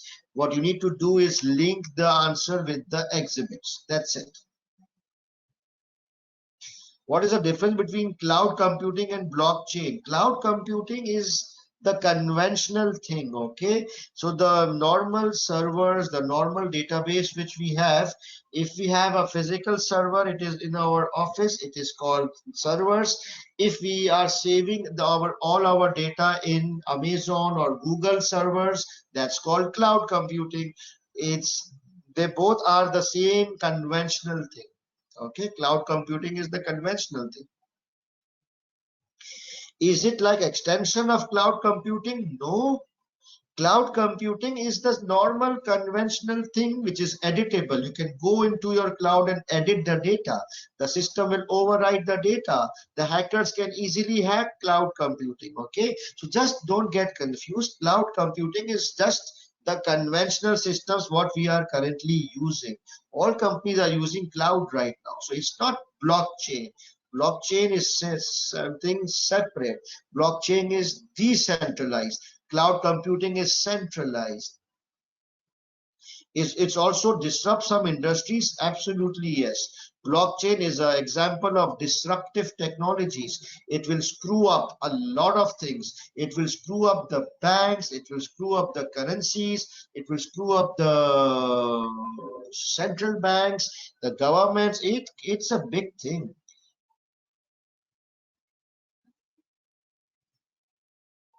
As March 2020 was based on technology, is there a chance blockchain will be there? That's what I said. That's why I am discussing that blockchain is an important topic for this attempt. All right. So what are the disadvantages of blockchain? Number one, the technology is still developing. Okay, it's still not mature. They claim that it is uneditable, unhackable, but I think it's just a matter of time. Some intelligent persons like you guys will eventually find a way to hack it or edit it. So the technology is still developing. Governance issues, again, it's something which is not properly governed right now. It's just like internet is not governed, right? You can do whatever you want in the internet, or you see. So this is again, very limited or no governance over this. Legal status is not clear. If you store your transactions on a blockchain, I don't know whether the court of law, or you can you will accept transactions generated through blockchain. And counterparty also needs to be on blockchain for us to do a transaction. So both the buyer and the seller, both the people on the opposite ends of the transaction, they need to be present on the blockchain to do a transaction. So coming back to one interesting question which someone asked, that should we recommend, if the question says recommend, I would say no. I'm not comfortable in moving to blockchain at this point in time. So if the question asks you for a specific recommendation, you can be a little bit diplomatic and tilt more towards the no side or the disadvantage side. Okay, I would say, although there are some, you can say, distinct advantages of blockchain, however, the technology is still in a developing phase. There are limited governance issues, and the legal status is not clear. So we recommend that we should monitor the development of this technology for for maybe some more time, and then slowly and cautiously and move to blockchain technology using a incremental approach. What is an incremental approach? So you start small, you take one step, and then slowly and gradually you build up as you move along. Okay, I would like to give a cautious recommendation to the board, simply because it's not a mature technology. This is mostly being used in blockchain, no, in cryptos and the dark web and the gray areas. So let it be more transparent, more legalized, then we should adopt it. That's my personal view. Okay,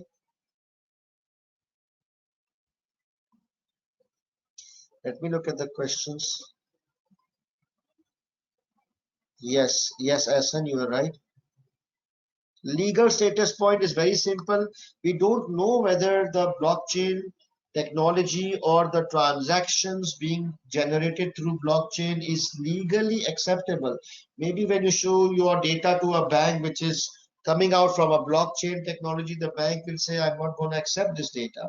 Or in a court of law, you might not be able to present data through blockchain. I don't know. So the legal status is still a question mark. Some countries have rejected blockchain and cryptocurrency. Some of them are adopting, but with a lot of ifs and buts. So it's not very clear.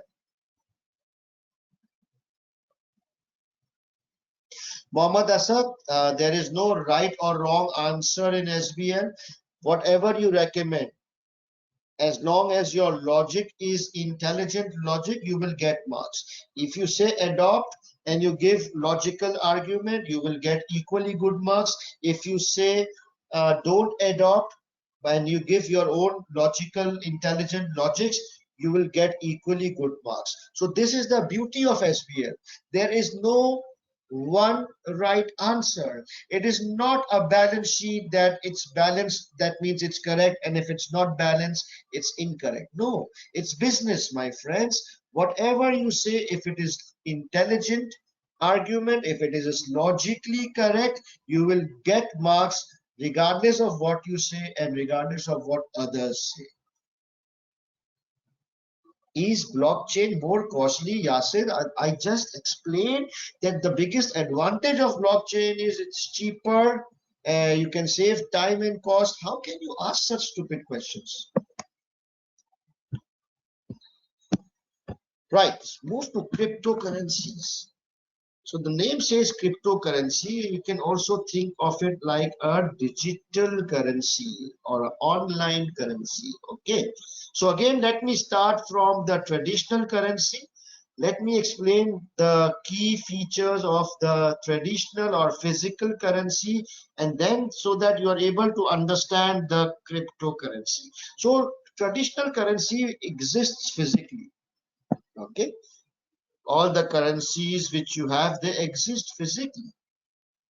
All right, they might be kept in a bank, but that's just the safekeeping. You can go, and when you withdraw everything, you will get cash.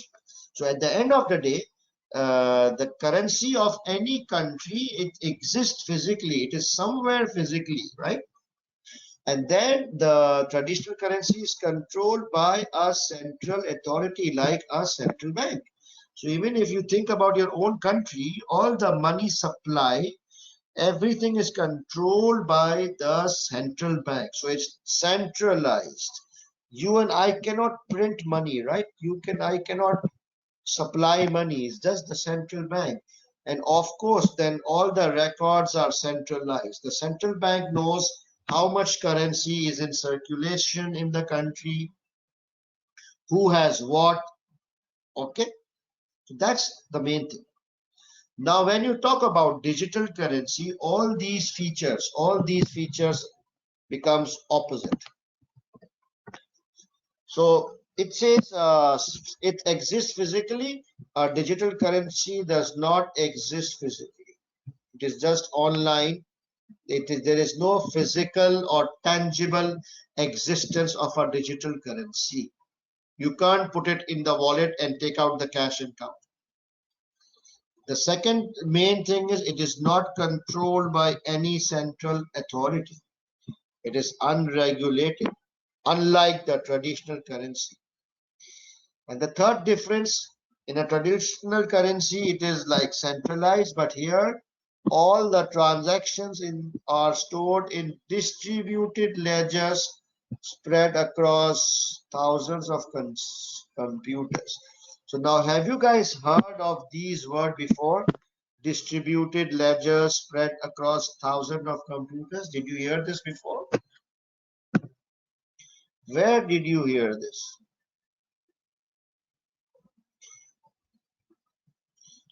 Zishan, Pavitra, I will shoot you guys. I mean, you need to have certain level of IQ to pass SBL, okay? So please work on your IQ. Read the definition of blockchain. Blockchain is a technology, is a distributed ledger which is stored in a multiple computers at the same time. And you see, if you read here, that all transactions relating to the crypto are stored in distributed ledgers spread across thousands. So cryptocurrencies, which technology they use? They are using blockchain technologies, okay? They are all decentralized, not editable, secure, decentralized data. Once a transaction is authorized, each and every computer in the network is updated. So if I give you money, I have a digital wallet. You have a digital wallet which only exists on the online app. So if I give you $100 will be subtracted from my digital app or digital wallet, and my balance would reduce by $100, and your balance will increase by $100. So all this is recorded in thousands of computers. Okay, so all these thousands of computers will show the same thing, that I have given you $100 and my balance is $100 less, and now your balance is $100 more. So once a transaction is done, it is stored in each and every computer in the network. That is why the data is secure, authentic. No one can mess with it. No one can refuse it or deny it. So to audit or hack the data, each and every computer in the network needs to be edited or hacked, which is near to impossible. That's the beauty of blockchain. Once a transaction is booked, it's fixed, it's gone. Okay, no one can mess with it because it is stored decentralized in so many PCs. Do you understand the background of crypto? It is the exact opposite of traditional. Okay, so traditional is physical, crypto is doesn't exist physical. Traditional is controlled by a central authority. Digital currency does not have any central authority, it's unregulated. Traditional is kept centralized, all records are kept centralized in the conventional database systems, whereas crypto data is stored decentralized in blockchain technologies. It is uneditable, unhackable, very safe. Let me look at questions before you move to advantage and disadvantage. It's all right, Zishan. So the question may link cryptocurrency with blockchain. Yes, but I think in a different kind of question will come in crypto. They might not ask you to link it. Traditional auditors' job would be threatened. Absolutely, yes. So crypto and blockchain is something, they are called disruptive technologies. Okay, a disruptive technology means any kind of technology which uses internet and online technologies to challenge the traditional or conventional way of business. So blockchain is a example of disruptive technology because blockchain uses internet and online facilities to challenge the conventional database and the conventional recording systems. Similarly, cryptocurrency is also a disruptive technology because it uses online technologies to challenge the physical or traditional currencies. Okay, so both these are classic examples of disruptive technologies. So if you see the word disruptive technologies in your exhibit, do not get confused. You must know what it means. So both the blockchain and blockchain and cryptocurrencies are examples of, they come under the umbrella of disruptive technologies. So what's the advantage of digital currencies? Direct transaction between two parties. If I want to pay you, if I have a Bitcoin account, online Bitcoin digital wallet, and you also are present on online Bitcoin wallet, okay, we both have Bitcoin accounts and balances. I can just press my app and I can immediately transfer $100 to your digital Bitcoin account. Maximum it takes 10 minutes because they do verify, they do their authentication checks, they are all encrypted, and all the algorithms are, it's pretty technical to make it safe. So within 10 minutes, wherever you are in the world, I can transfer you $100 or $100,000.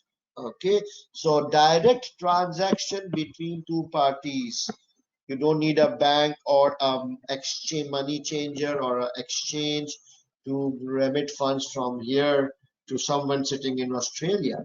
Of course, it's faster, 10 minutes, and the other currency, Ethernet, it takes less than 2 minutes. There are many currencies in the world, not just Bitcoin.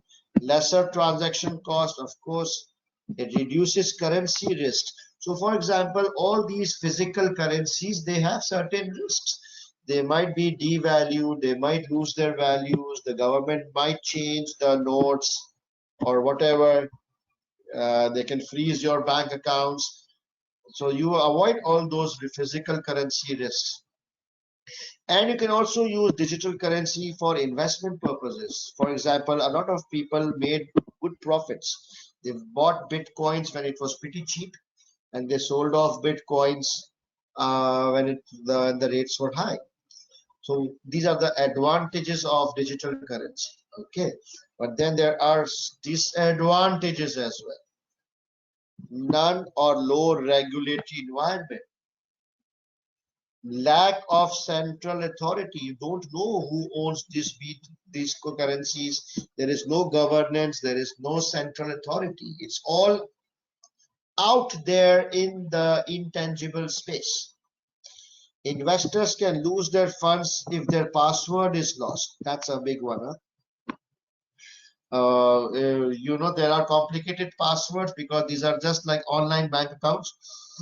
So if you forget your password, it's very difficult to retrieve. So it's all gone. And then due to anonymity, it increases the chances of tax evasion, money laundering, and illegal transactions. Because there is no bank, there is no regulations, there is no identity. Everyone exists on just apps. So it's very easy to do money laundering, transfer money, drug money here and there, all these things. That's why the governments, they are rejecting, or they are not allowing cryptocurrencies in their economy, because cryptocurrency can lead to a lot of money laundering and drug trafficking and terrorist financing, tax evasions. It's very difficult to track digital online people. The exchange rates varies based on demand and supply. So the value of Bitcoins or digital currencies, they're not fixed. They keep on changing. They're pretty volatile. So that there's an exposure there. Right. So you just need to know 2 or 3 advantages and 2 or 3 disadvantages. Let me look at the questions.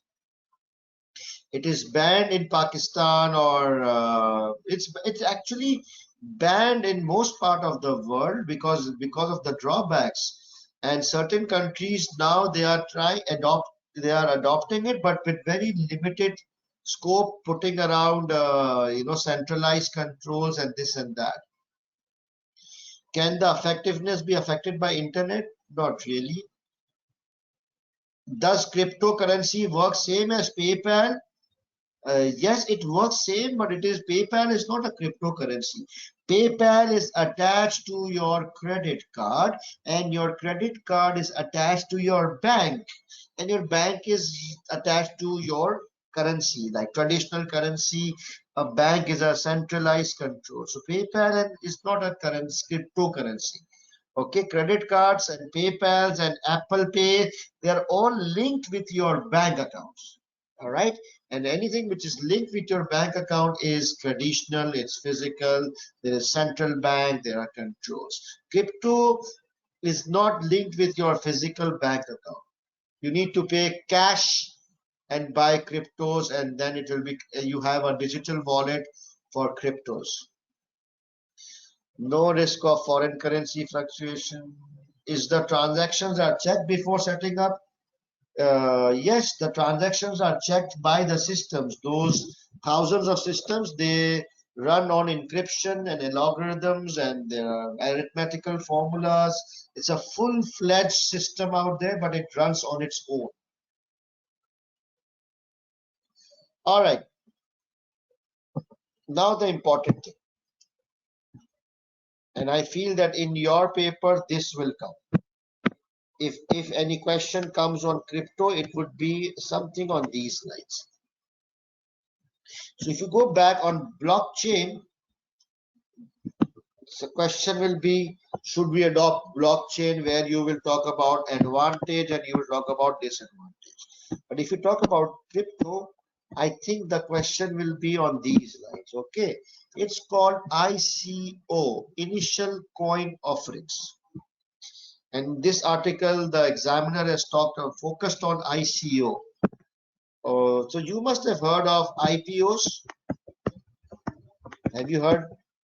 Initial public offerings. For example, if a company wants to raise equity financing, they go for IPOs, right? They announce to the public that the company intends to issue ordinary shares, or right, and the public, they will apply for the initial public or IPOs, and then if they are successful, they will pay the capital and they will get companies shares in return. So I assume that you all know IPOs, the basic concept of IPOs. Yeah. Now the concept of IPO is traditional, right? There's a equity and physical companies, when they need equities, shares, or they want to raise equity financing, they will raise an IPO, and people will inject physical cash and they will get physical shares. Correct? ICO is initial coin offering. It is digital. Okay, it's based on cryptos. Very interesting concepts, very interesting things happening. So just like IPOs, cryptocurrencies can be used to raise finances. Very interesting. So now if a company wants to raise finance, it can, instead of IPO, it can do a ICO. ICOs are normally used by technological firms. Okay, so not normal companies, they will not use. But if you are a technology company, for example, you are launching your own cryptocurrency. Bitcoin actually used ICO to raise money. So Bitcoin, when it came into existence like 10-15 years back, those guys were just two teenagers or two young adults working from their garage, and they did not have funds to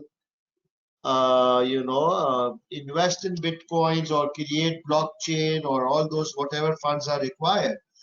So they announced on web that, okay guys, whoever will contribute cash to us, we will issue them bitcoins. Instead of shares, we will issue them bitcoin. So you give $10 and I will give you 1 bitcoin. So they placed a value. Let's say, I'm just giving a hypothetical example. Okay, so they placed a value. Okay guys, we are experimenting something new and it will become very famous in future. So if you want to be part of this venture, why don't you give $10 and we will give you 1 bitcoin for $10. So if you, let's say, contributed $100, if you give $100 to those guys, they will give you 10 bitcoins. So now it's a gamble. So if the Bitcoin becomes successful in future, then the value of those Bitcoins would become very high and you would gain from that. And if the Bitcoin doesn't become successful, your 10 Bitcoins becomes useless. So that's the whole high level simple concept. So ICO, they don't issue shares. So IPOs, they issue shares, right? Physical shares, physical cash. But ICO, they don't issue shares. They issue coins. They're not physical. So you give them physical cash, but in return you get digital coins. Supporters get tokens in the new currency, which will then become valuable if that currency becomes successful. Understood the concept of ICO? Yes, for ICO, the company must be dealing in cryptocurrencies. You are correct. Okay. Normally, these are just used by very high-tech technological firms who are into blockchains, who are into these kind of space. Okay. So what is the advantage of ICOs? It's easier as there is no regulatory process. No regulator can control this. This is all below the belt. It is all in the dark web, or not the dark web, but the gray web. It's cheaper. There is no intermediaries. It's faster as compared to conventional sources of finance, and you can have a global investor base. But then there are disadvantage of ICO. There is no regulations or governance. It's high risk from the point of view of investor and possible scams. Okay. So I think because in this particular article, the examiner has spoken a lot about initial coin offering, maybe the question might come that the company is a high-tech company, and in order to raise finance, it is considering the option of ICO, and then you might be asked to evaluate or recommend the option of ICO. So in two lines, you will first explain what an ICO is, and then you can give some advantage or disadvantage. Or maybe the company is thinking of investing in an ICO. So someone else is floating an ICO and the company is thinking of investing in an ICO product. So you must need to remember the pros and cons of ICO. So both these articles are pretty heavy duty. Okay. Because we are accountants, we are not technology people. We are always, our mind is used to the conventional or the traditional things, right? Or the physical things, because that's what we see all around for so many years. But this blockchain technology and cryptos are very out of box thinking. Maybe our mind might take a little bit of time to absorb it or understand it.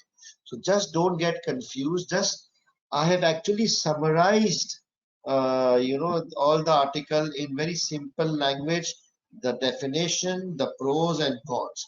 So just remember these 4 or 5 slides, and you will be able to handle the case or the question in the exam.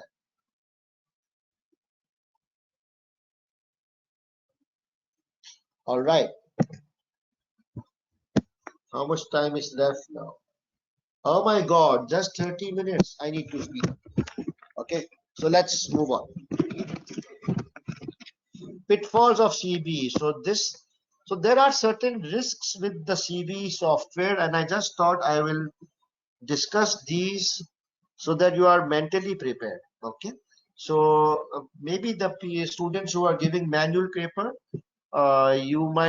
it might not be relevant to you, but it's still worth listening. All right, just maximum 5 minutes. So this is a list which I have developed based on feedbacks, actual feedbacks I got from students who gave SBL paper in July in a CBE environment. So few of the countries, they had CBE papers in July.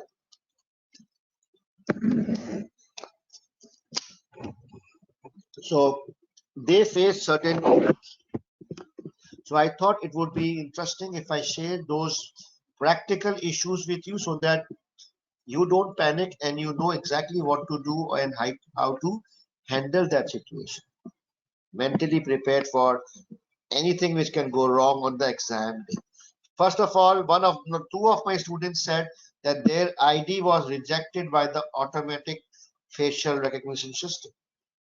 So when they logged in for their exam and they showed their ID, there was an AI a software which rejected their ID. It said that you are not the person. Your actual face is not matching with the ID which you are saying. So you are someone different. You are not Hassan Rasani. Shit, man. Can you imagine? I would panic if the system says you are not Hassan Rasani. Get lost. So in that scenario, what happened was that immediately one of the representative of that company, which is managing the tests, I'm forgetting the name, Pearson View.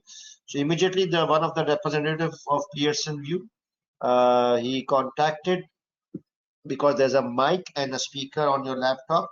So they appeared and they then physically checked your ID like on the screen and they allowed you. So, okay, so do not panic if your ID is rejected. Someone on the Pearson View will immediately find out or be notified that your ID has been rejected, and they will real time contact you, talk to you, and they will see your ID personally and authenticate you. Okay. Your system check then may show a red cross. So you will be asked to do a system check at the day of the exam, and there's a possibility that it might show a red cross on internet speed or microphone or webcam. Just rerun it again, refresh it again, and it will be fixed. And then few people said that the copy paste function from the mouse was not working most of the time. So if you use the mouse and then you click the icon of copy, and if you click the icon of paste, it was not working. So then use the keyboard, Control C, Control V. Okay, I personally use Control C, Control V, but many people they like pressing the icons. So if it doesn't work, use Control C and then Control V to paste. During the exam, the software can hang or some feature might not work. For example, the highlighter may not work in some of the exhibits. Maybe the table is not opening or being created. In that case, press refresh and it should be fine. Okay. And lastly, but don't panic on this one. The actual CBE exam software is slightly different from the CBE practice platform used by us. So you've been seeing this practice platform, right? We have been using all this. The actual CBE format is slightly different. Okay, don't panic, slightly different. What are the differences? The toolbar varies. Okay, so this is the toolbar which you will see. You don't see the toolbar here, something like this. Where is the toolbar? If I go to exhibit, so you see the toolbar here, or let me open a Word exhibit. So the toolbar is this on the top, this portion. Okay, so there in the real CBE software, there will be a hand. So if you want to move up and down through your mouse, either you can drag here, but you first need to press the hand button and then you can scroll up and down. And then if you want to select a text, so right now I can move up and down easily, I can select like this, but in the real software, if you want to move, you have to press this hand first, and then if you want to select, you need to press this arrow first, and then your mouse will be able to select. It's not a big deal. Okay, it's not a big deal. It's just that you must, you just need to know about it, so that in the real exam, if you want to scroll, press the hand. If you want to select, press the arrow. If you want to paste into Excel spreadsheet, you need to do this, but as I said, no need to use Excel spreadsheet. So I suggest that you guys click here, and this article on ACCA website, it tells about all those minor differences between the practice platform and the real platform. I have picked up all these from that, and I've picked up the top 3 most important things. But if you want to just check, you can click here and go and see all the differences, but don't get panic, it's a small thing. Okay, but I just thought I'll let you guys know before you get a panic in the real exam. What do you think? Would it help you?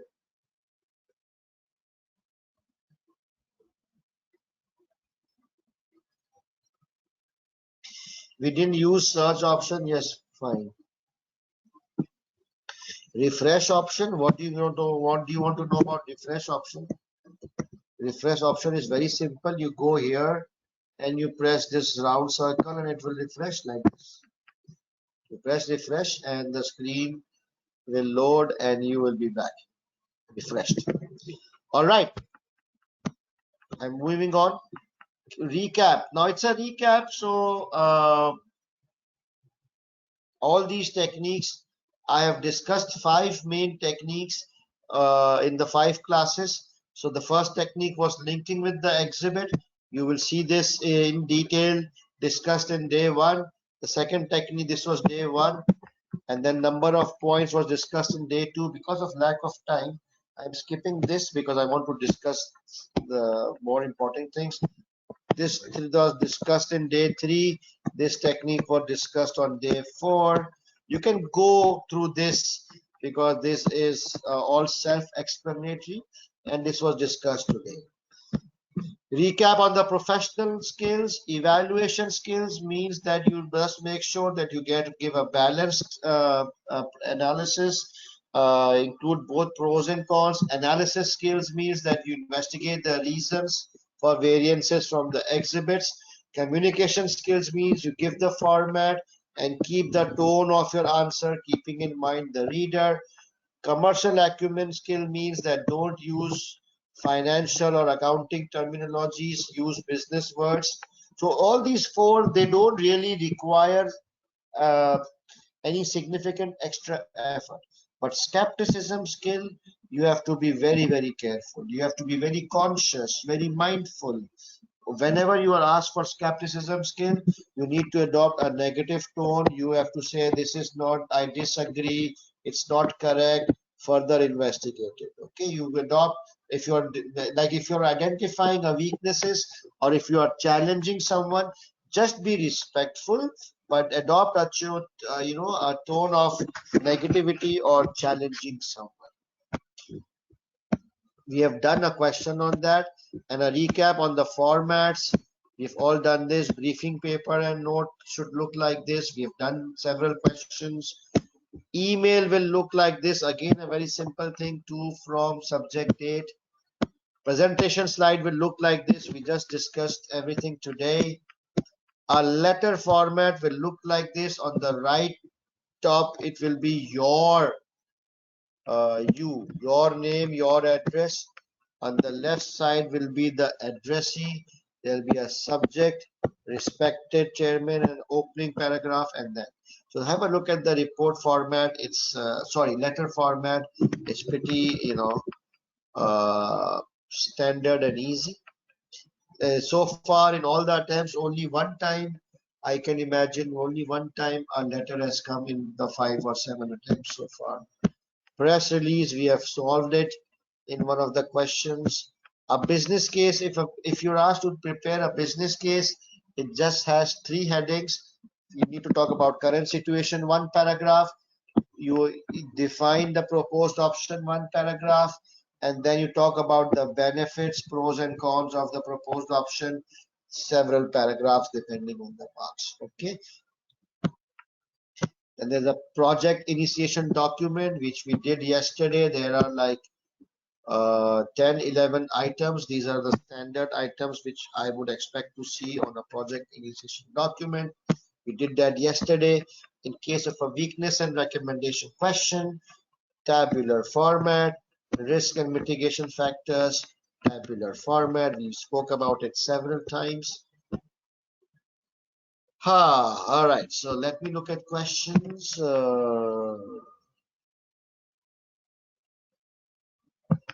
All right, so this is all self-explanatory, so don't panic. Okay, you can I will share the handouts on Sunday. I can even share the handouts tonight. The videos will be shared on Sunday, all the 5 videos together. Okay, so now come to this thing. So this is the list of important topics. Okay, so please keep in mind that this is the list of important, this is not a list of questions, it is not a guess paper, it is not the list of questions which may come in the exam, because some people said that it's 10 models and 15 topics, that's too much. But this is not a guess paper. This list is just a list of the top 10 models which you should know and top 15 topics which you should know. So most of you students are lacking time. It's just like exams are 3 weeks away. So obviously you cannot study all the topics. You should not study all the topic simply because you don't have the time. You guys are late now. So from now on, you just read these 10 models and read these 15 topics. Nothing extra other than these. Okay, so what are the models which we're gonna do? We will talk about, we should do is Pastel, Porter, 5 forces. So let me highlight stuff which we have already covered. So you need to do Pastel, Porter, 5 forces, and strategic position. So in today's in September webinar, I explained to you Pastel, I explained to you strategic position, but we did not do Porter 5 forces. But for Porter 5 forces, you can always Google for my March 2020 webinar and day 2. Okay, day number 2. If you see the video of March 2020 webinar day 2, towards the end you will see Porter 5 forces. So I would say that if you watch that video, then it is covered. SFA framework is very important, we've covered. Corporate parenting and BCG we have not covered. SWOT and TOES we have not covered. ANSOF not covered. Harmon not covered. Mendello not covered. Cultural web we have covered, not in this webinar, but in March 2020 webinar it's covered. I don't remember the thing, the day. Let me look at the day. Let me, culture was day 3. Okay, so culture was covered on day number 3 of March webinar. You can check out culture there. And then context of change and risk management. I think we briefly touched upon TARA model, transfer, avoid, reduce, etc. On the topics we've done, the financial ratios and projections we did, budget MIS we did, PIDs, projects, CSF we did not did, e-business we did not do because of lack of time, IT, cyber, big data, CRM, blockchain we did, professional we did, board, committees, integrated reporting, social environmental, risk management, controls, we did all these and we did not do this. So this, whatever we did not do, you need to do on your own. Whoever is there on my WhatsApp group, okay, listen carefully. Whoever is there on my WhatsApp group, my full notes, simplified notes are available on the group. You can download my full notes and you can go through these topics in those notes. Okay, please ignore the rest of the topics because those are full notes. Do not waste your time, but the topics which are here, and especially those which are not covered in my webinar, you can go do those topics from the notes. Stay away from the book, okay? Book is suicide because you don't have time, and book is very lengthy, very detailed. You guys should just focus on basic concepts. So just download the notes from my WhatsApp group, and you can do all these topics, whether we covered or we not covered. You can go through all these topics in a very simplified manner. Now, how will you find the notes in my WhatsApp group? If you click on the description, if you click on the description of the WhatsApp group, in the description, there is a link to a Google Drive. And in that Google Drive, all the past papers of P1 and P3, all the notes, all the handouts of March webinar is there. I will update the handouts this time, but you understand all this? Restrict yourself to 10 models and 15 topics because you don't have time. Let me look at questions.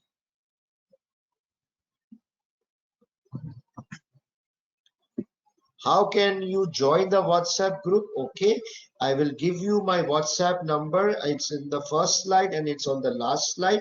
You just WhatsApp to me and I will add you to my group. What is the full form of CRM? Isn't it a bit late to ask such questions? CRM is Customer Relationship Management System. CRMs. It's a very important word. Will we fail if something comes outside this? Fazan, obviously, if something comes outside this and you don't know the topic, then if you're not able to do it, you will not fail. I don't know about fail, but obviously you will not get marks. But generally, I feel that SBL is easy. Even if you don't know a particular topic, you still can able to wriggle out and manage with a little bit of common sense, provided you have some common sense. If you know, SBL is all about linking with exhibits. All the answers are hidden in the exhibits. So even if you don't know the topic, you will be able to judge with little bit of common sense. Do we need to read any technical articles? Good question, Habib. No need to read any technical articles. Am I loud and clear? All the technical articles before blockchain and crypto are already covered in my notes and in my topics wherever applicable. Only blockchain and crypto was not covered in my notes, so I covered it specifically in today's webinar. Okay, it is my job to make your life easy. Okay, my job to make it simple, less and easy for you to prepare SBL. All you need to do is just focus on bare basics, focus on my techniques, do not overstudy, remain confident, target for that you just need to score 50 and you will score 60. Move on. List of practice questions. SBL is more about practice. So if you have time, then first you do 4 questions from P3.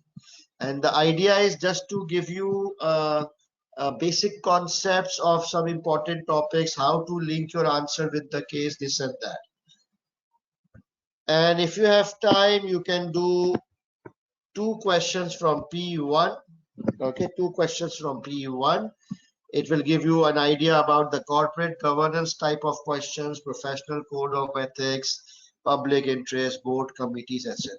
So if you have time, so 4 questions from P3 and 2 questions from P1. These all 6 questions are 50-mark questions. All these papers are not available on ACCA website because these subjects have been discontinued, but these papers are available on the Google Drive on my WhatsApp. But if you don't have time, then skip it. But I would suggest that you take out time and do these questions because it will strengthen your foundation. Coming to SBL papers, you need to do at least 5 questions. Which one? Specimen 2, you need to do specimen 3, September 18, December 18, and March 20. These 5 questions you must do. Not verbally, not mentally, not in your dreams, not in your imagination, but in proper solving with proper end to end, start to finish, 4 hours time management. You have to do this proper physically. So manual students will do it on a physical paper, and online students will do either on the platform or use a Word document to copy paste and draft your answer. But you have to do these 5 questions properly under time management. And after this, you should do a mock. Mock means that, do these 2 questions for mock. Mock will be that you will create a proper exam situation in your home, no breaks, no nothing, and you must do a proper mock. Students who do not do mocks stand a very less chance to pass.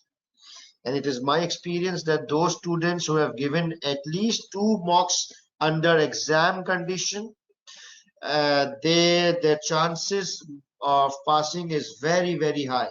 So when mocks is done, when you do a proper mock under exam condition, it's very important that a teacher or a mentor, they check your mock, they give you marks, and they give you your strengths and weaknesses and what things you must focus on. Someone needs to assess your mocks and give you feedback.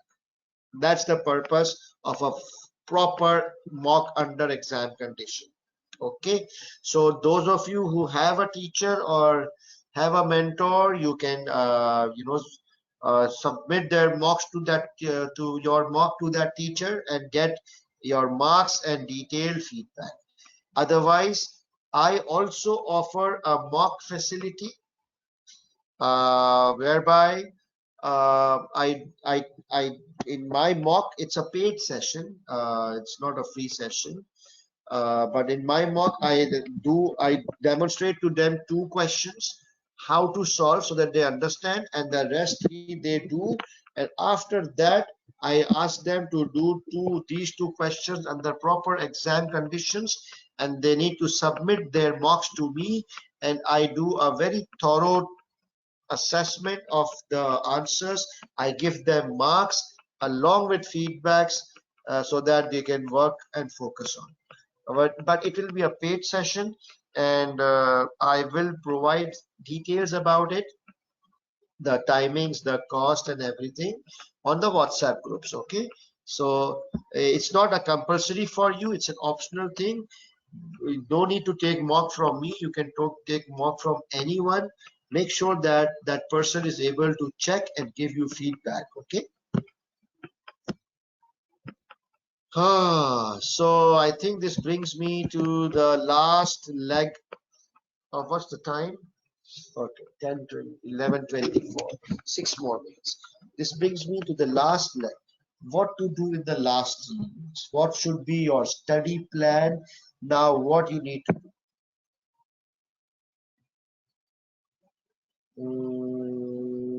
Okay. First of all, you need to understand that you just have 3 weeks. And 3 weeks is not sufficient, okay? But what's done is done. We cannot control it. It is beyond our control. We just have 3 weeks, whether you like it or you don't like it. So since time is less, you should not work hard. You need to work smarter. I don't want you to work hard. I want you to work smart. Okay, so you need to be selective. You need to be smart. You need to be, cunning in order to pass SBL in 3 weeks. So first thing, watch my September 2020 webinar. This is more applicable for students who are on self-study. So I have my own batch of, I have several batches of students. So, you know, this approach is not maybe for them because they did a very detailed course with me. So this approach is more suitable for self-students approach, self-studying students. Okay. So uh, watch September 2020 webinar if you are giving a CBE paper, or you watch March 2020 webinar if you're doing a manual paper, because in March I had solved all the papers using manual techniques. Okay, that's the first thing you do. After you watch the webinar, you revise the 10 models and the 15 topics as per the list which I have given. You can download my notes. They have not changed from the March attempt. They are the same. So if you have already downloaded it in March or somewhere after March, you don't need to download again. Just revise those 10 models and 15 topics from the notes. Do not revise anything extra because you are struggling with time. Then you do the 7 case studies from P1 and P3. So I believe it was 5 questions from P3 and 2 from P1, just to build your basic concepts if you have time. And I have already given the list of these questions in one of the slides above. After that, you will do 5 SBL questions in writing with time management. I have given you the list. Okay. And then the ultimate test, ultimate thing which you need to do is do 2 mocks and prefer these 2 questions. I don't want very easy questions in the mock. Similarly, I don't want very complicated questions in the mock. I just want the mock to be a balanced, reasonable mock so that you're able to assess yourself in a reasonable environment. Okay, so you need to do these 2 mocks. Optional, you can join my mock based practice session for September. It's a private session. I would cover these mocks. I would cover the smaller topics which were all missing. So everything will be there. So I would be announcing it, the details maximum by Sunday, so that you can join by Monday and you can start availing the online, videos and uh, everything there. Right. So what you should not do, what you should not do, don't read the books, forget about the book. Okay, no revision kit. If I see someone on my WhatsApp group asking for revision kit, or if someone can share a revision kit, I will, you know what, okay, I will shoot that person. Okay, the reason I'm saying stay away from revision kit is it's not good. Okay, the questions are quite far off from the real questions of SBL, and more importantly, the answers, the suggested answers are so confusing that students, their confidence is shattered. And so then what do we do? Where do we do the practice from? That is why I picked up some hand-picked questions from P1 and P3. Okay, so instead of mock, we do 7 questions, hand-picked questions from P1 and P3, and it is as good, as much better than kits. Stay away from models other than the 10 which I mentioned, and stay away from all the technical articles because I've already covered, except for blockchain and crypto, which was covered today. So my main message to you guys is, please do not overstudy. Instead, you need to do over practice. SBL is about practice. SBL is not about studying, it's about practice. With that, guys, a lot of good luck to you. You guys are intelligent, okay? If you have reached this far, if you are giving SBL, which is one of the core and the last papers, you are not dumb.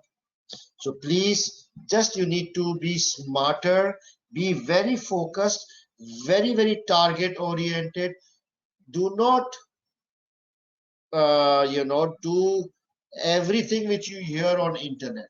Do not do everything which you hear from other groups. Now you need to close yourself. You just follow one mentor, one teacher, and just follow the guidelines. If you expand your horizon and you listen to all other teachers, all other books, all other materials on other WhatsApp group or YouTube, you will just, expand everything beyond control. You don't have time for these things now. So just don't overstudy, be smart, and just practice. So my throat is now giving up on the fifth day. Um, I've tried to answer all the questions, and because we don't have a lot of time, it's already time up. If I'm not able to answer any of your questions from today, from tonight, or if you come up with any further questions, what you need to do is you need to join my WhatsApp group. Okay, and then there you can ask questions. Either me or some other fellow student can help you with that. How you can add, please, this is my WhatsApp number. Let me check. 971 555 245. Yeah, that's correct. So that's, please send me a message and I will automatically add you to my WhatsApp group. With that, ladies and gentlemen, I would bid you a million good luck, and I hope to hear from you. And if I can be of any help on the WhatsApp group, it would be my pleasure, and I would be delighted to guide you and help you in any manner I would, I would deem fit. And with that, I wish you all the best. And guys, thank you for attending the webinar. And if you come across any friends who have missed the webinar, please just share my WhatsApp number with them. I will add them to the group and they can actually avail your little bit of help. And with that, you guys take care and good night.